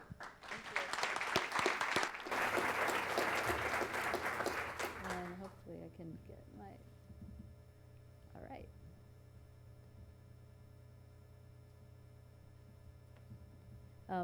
Hi, thanks everyone. It's so great to be able to spend a little time with you on homecoming weekend. Thank you, President Bierman, for the invitation. Most people know me for the Aqua Tower project that's on the screen right now, or maybe the newly opened Kalamazoo College Arca Center for Social Justice Leadership. But today, I'm excited to talk about the plans that we have coming up for the powerhouse. And so I was so inspired by all the examples of new and exciting innovation going on in the Beloit area. So I'm going to zoom out a little bit and look at a pattern that's happening in a wider scope around the country, and then come back to the project. So I think that architecture of energy infrastructure that the Blackhawk power plant represents. Our last century has really been, the 20th century is really about building infrastructure for cities, building our capacity. And we think of infrastructure, a lot of times we think of infrastructure only as roads and bridges and something that we call gray infrastructure. And in the 19th century, we were building our capacity for energy infrastructure. This is we've been doing a lot of work in the inner ring suburbs of Chicago, looking at areas that are now vacant. But at one time, like this plant, which was the Western Electric plant in Cicero, right outside Chicago, employed 40,000 people. So when you think about that, we cannot, at this point, it's very hard to imagine holding a candle to that. So the 19th century factory was really representing that jobs and prosperity. And so those jobs have moved on in a lot of these places around our country, those types of jobs. And we are now looking at how to build a new and different kind of infrastructure. You can see the vacancy here. A lot of the factories in these inner ring suburbs have moved on. There is a significant loss of jobs and basically desperate situations. We've been really interested also in the impact of the industrial era on our cities, our communities, and also our water resources and environment. And we've been, as you can see, this is a combination of wetland, and in the background it's not a mountain, it's actually a landfill, invasive species, and poor water quality. So in my practice, at the same time we're looking at building new buildings, we've been also really interested in thinking about what the future of our cities are and what the potential is and how can design start to have an impact on this landscape as it exists right now. This was a view of one of the eco salons we have in the office to invite experts in and talk about solutions to some of these problems. And we invite people from all different industries to have these conversations. So it's a little bit like an educational atmosphere, but also an innovative atmosphere. A few years ago, based on some of the information we gained from having these eco-salons, we decided to write this book called Reverse Effect, which was exploring the effect of the reversal of the Chicago River, which you might have heard about and remember in history class. But moving forward, what is the state of the river now? And this book was released to align with some policy that was coming out to help inform the public about it, and using a design sensibility to communicate that information. And so if you didn't know, reversing the river in Chicago that everyone talks about was really a canal project. It was 26 miles of massive infrastructure project to create waterways shown in red on this map that would cross over what's called the subcontinental divide. It's a high point, even though it's a very low high point in the Chicago region that is dividing the two watersheds. So the watershed where water lands on the right-hand side of the line, it runs into Lake Michigan and the Great Lakes. When water lands on the left side of the line, it runs off into the Des Plaines River. And these red canals, these red lines, connected those two systems and to essentially save the drinking water that was coming from the Great Lakes for the Chicago region and the coastal region, and stop the pollution going into the lake and really take that and send it out and down to the Mississippi River. Today, though, we have multiple issues surrounding our waterways. The water quality of the river is really bad, and it was once okay to flush that stuff downstream, and no longer is that really an acceptable solution. So the book kind of highlighted the issues surrounding water quality, flooded basements. We have invasive species, these carp coming up the Mississippi, making their way to the Great Lakes. But also the potential, if you see the former industrial lands around the riverways on the lower left, what could possibly come in there and replace some of the older infrastructure that has moved on. So I gave actually this to my students at a studio. I was teaching at Harvard because I thought it was one of the most complex problems for a designer to face. And how do you deal with the transportation issues, the neighborhood community issues, and things that even are involved in ecological issues. The results of my students' work and also our own design efforts really ended up in a series of steps that we thought that this was such an intractable problem that we would design a series of steps to get there. So we can take small steps that build up to help improve our communities. And then with the vision, I think that's one of the things that maybe as architects and designers we can offer is what a vision, what can it look like in the future? So we imagine that in the future, instead of this, we would reestablish that divide between the watersheds and create a system of stormwater lagoons that would take water, recycle it, clean it, and make urban assets out of that water and then send it back to Lake Michigan. And so we drew an image, a picture for everyone to imagine of what the city looks like today, this place down on the south branch of the Chicago River, and what it could look like in the future with taking advantage of this water as an urban asset, using it to help develop the community and to grow the city. Step number one of that whole list was really a simple step, and we thought, with the economic situation, we could really invite the city to acquire former industrial properties, much like you were describing earlier in Beloit, and also to increase the public access to the water.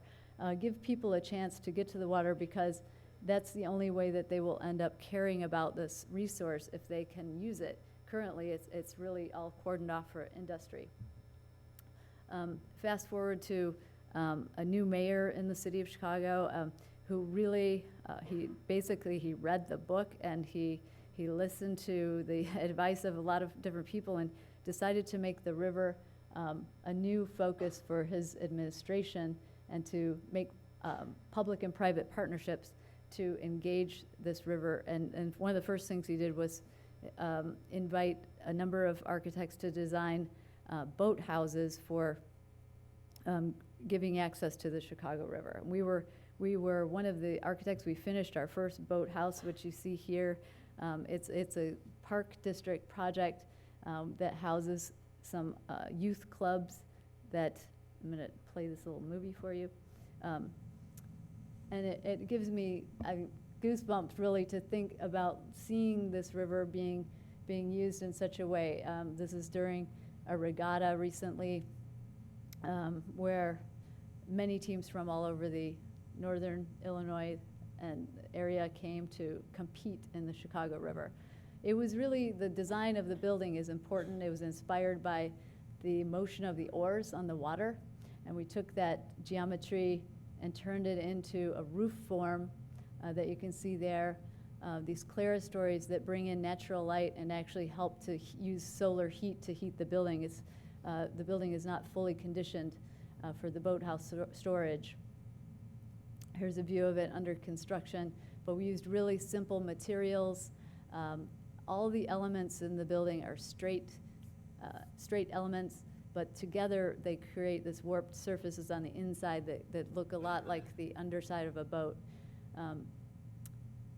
So plywood, steel, slate on the outside as cladding. And you can see how this boathouse now is creating a new recreational frontier for the city of Chicago.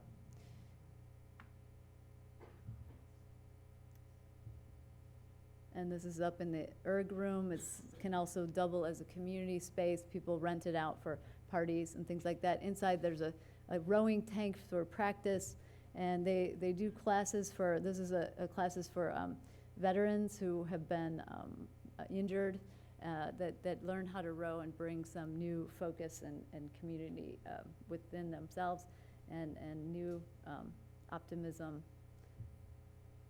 And these are some of the views of the boathouse.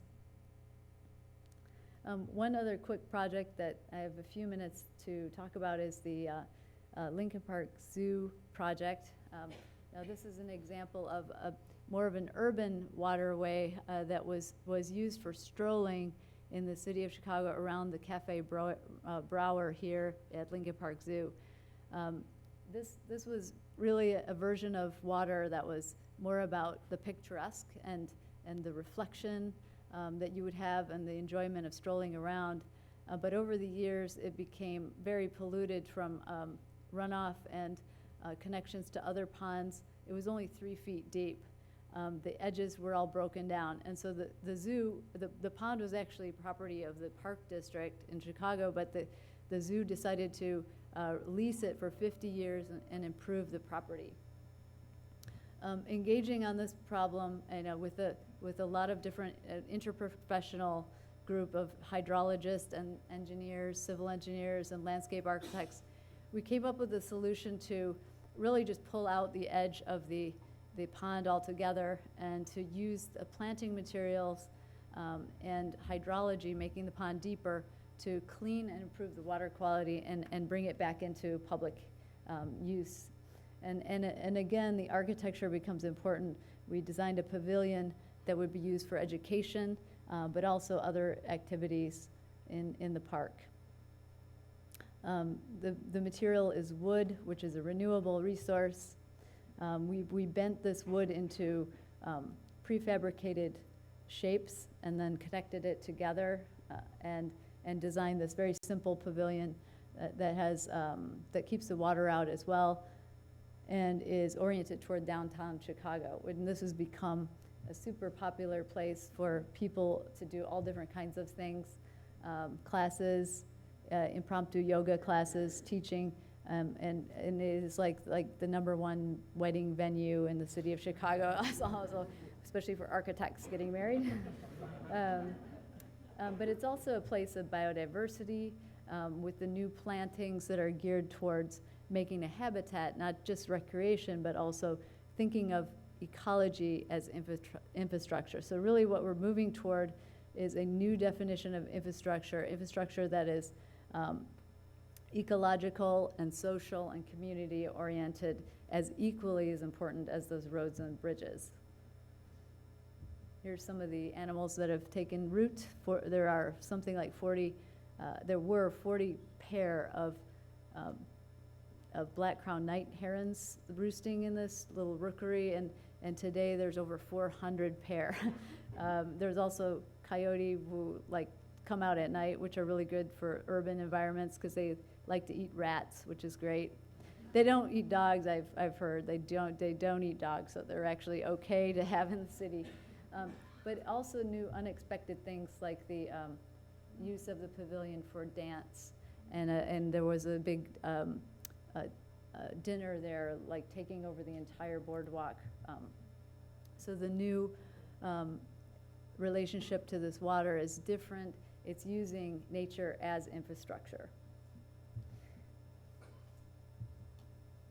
Well, I heard Lori Luther say that one of the reasons why Beloit was because her son saw a building, right? And this is all about, a building at this point to talk about what's going to be happening with the powerhouse.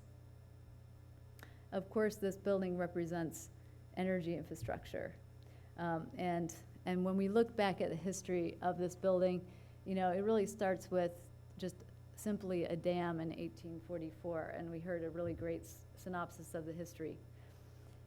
And what we're seeing here is over the years, the building being continually added onto to build its capacity. So it's from 1908, Unit 1 was a generator that was built there.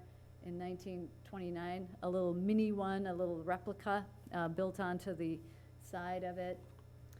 You can see from the aerial here looking in the other direction, looks so tiny, just connected to the dam at that point.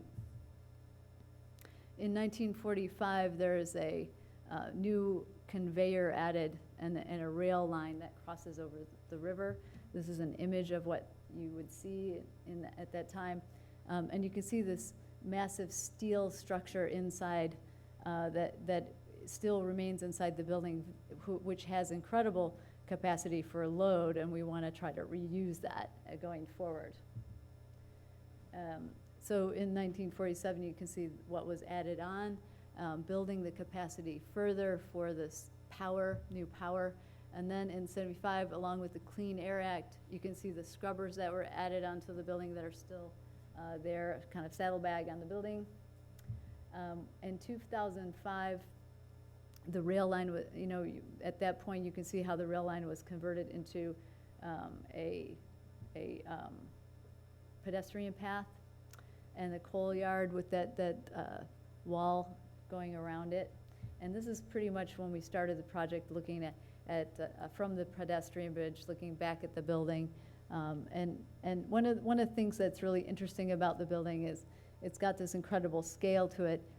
It was a building for machines, not a building really for people, and so there wasn't any insulation on the walls of the building. So that's one of the things that really has to come in to make it habitable for humans.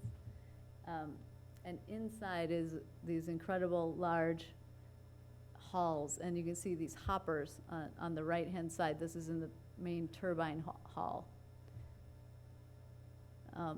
Some very large windows in certain places, and a kind of just a beauty to the space and the proportion that speaks to its era.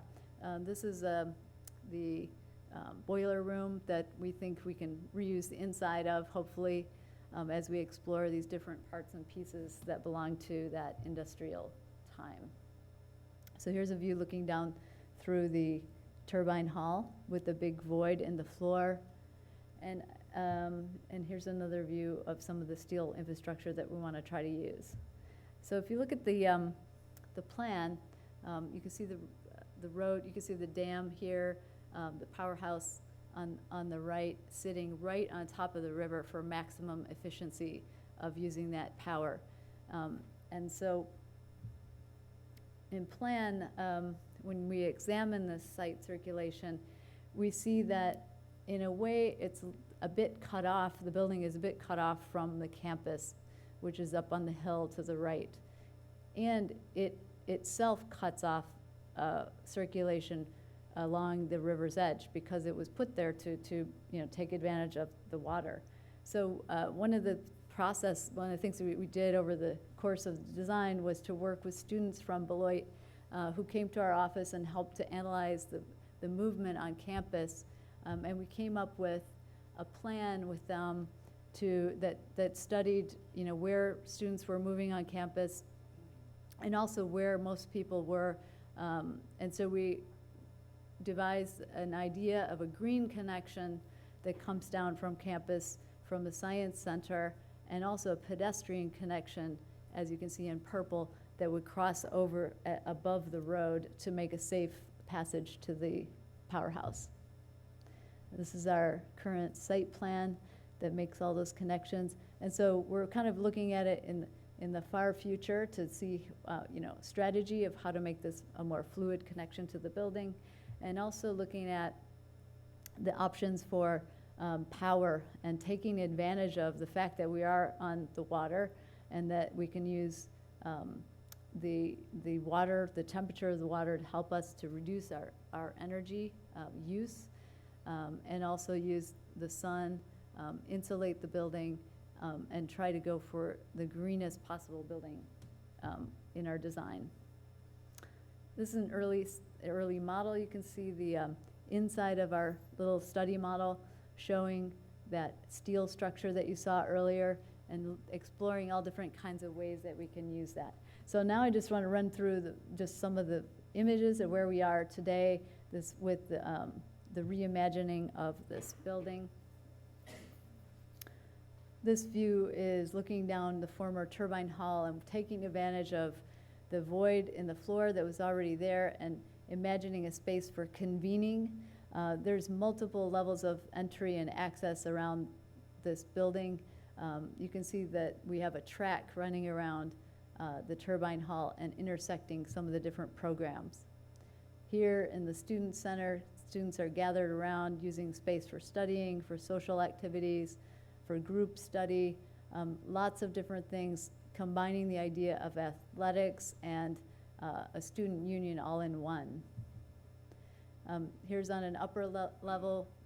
We want to make as much visual connectivity to the different programs as possible so that students can see what's going on, and it just feels very open and inviting and welcoming, and maybe even turning students onto new activities that they might not otherwise have known about.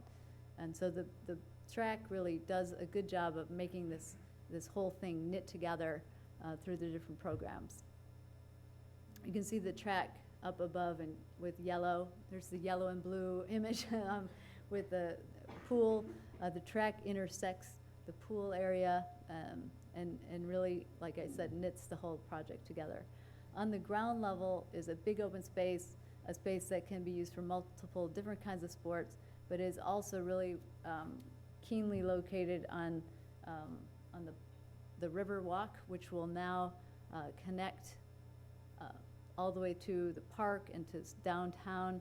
So this space has a great opportunity to have multiple functions when it's not in use for sports, to be more of a civic space and community space.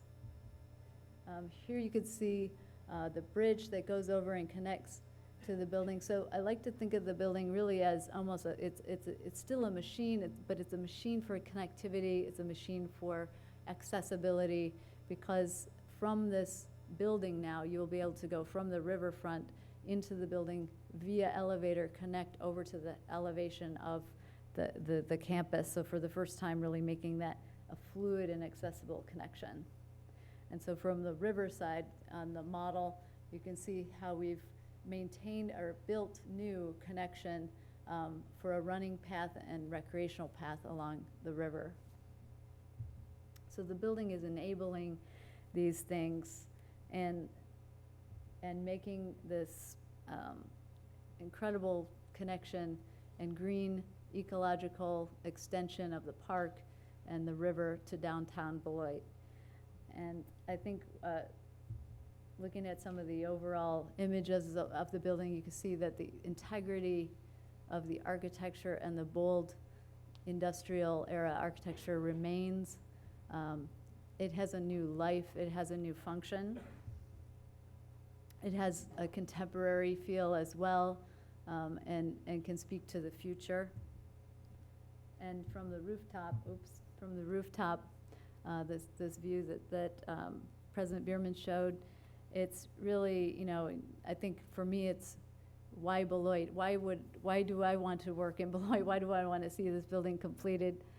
You know, it really has to do with the Powerhouse project and about this building being a new kind of intellectual, social, recreational, and health and community capacity. It's building that capacity for the future and also becoming almost a model that other places that have industrial architecture can follow. So thank you very much.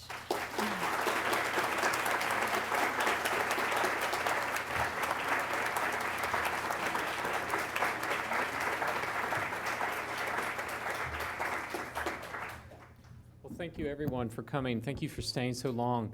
Thank you for being a part of this. I described the middle part of our session to all our presenters who were so generous with their time. It's sort of an opportunity to turn around and talk in your living room, and in a lot of ways it felt like that. So I think it speaks to the relationships we have, and they're so strong, and we'll be waiting for some of you to call on us to do some heavy lifting soon.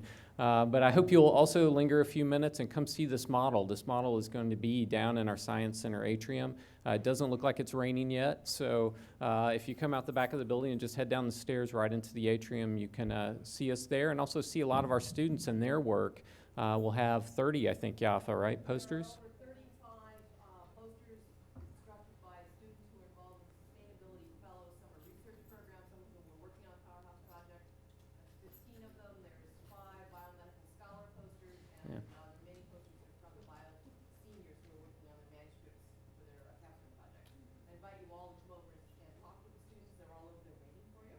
Yeah.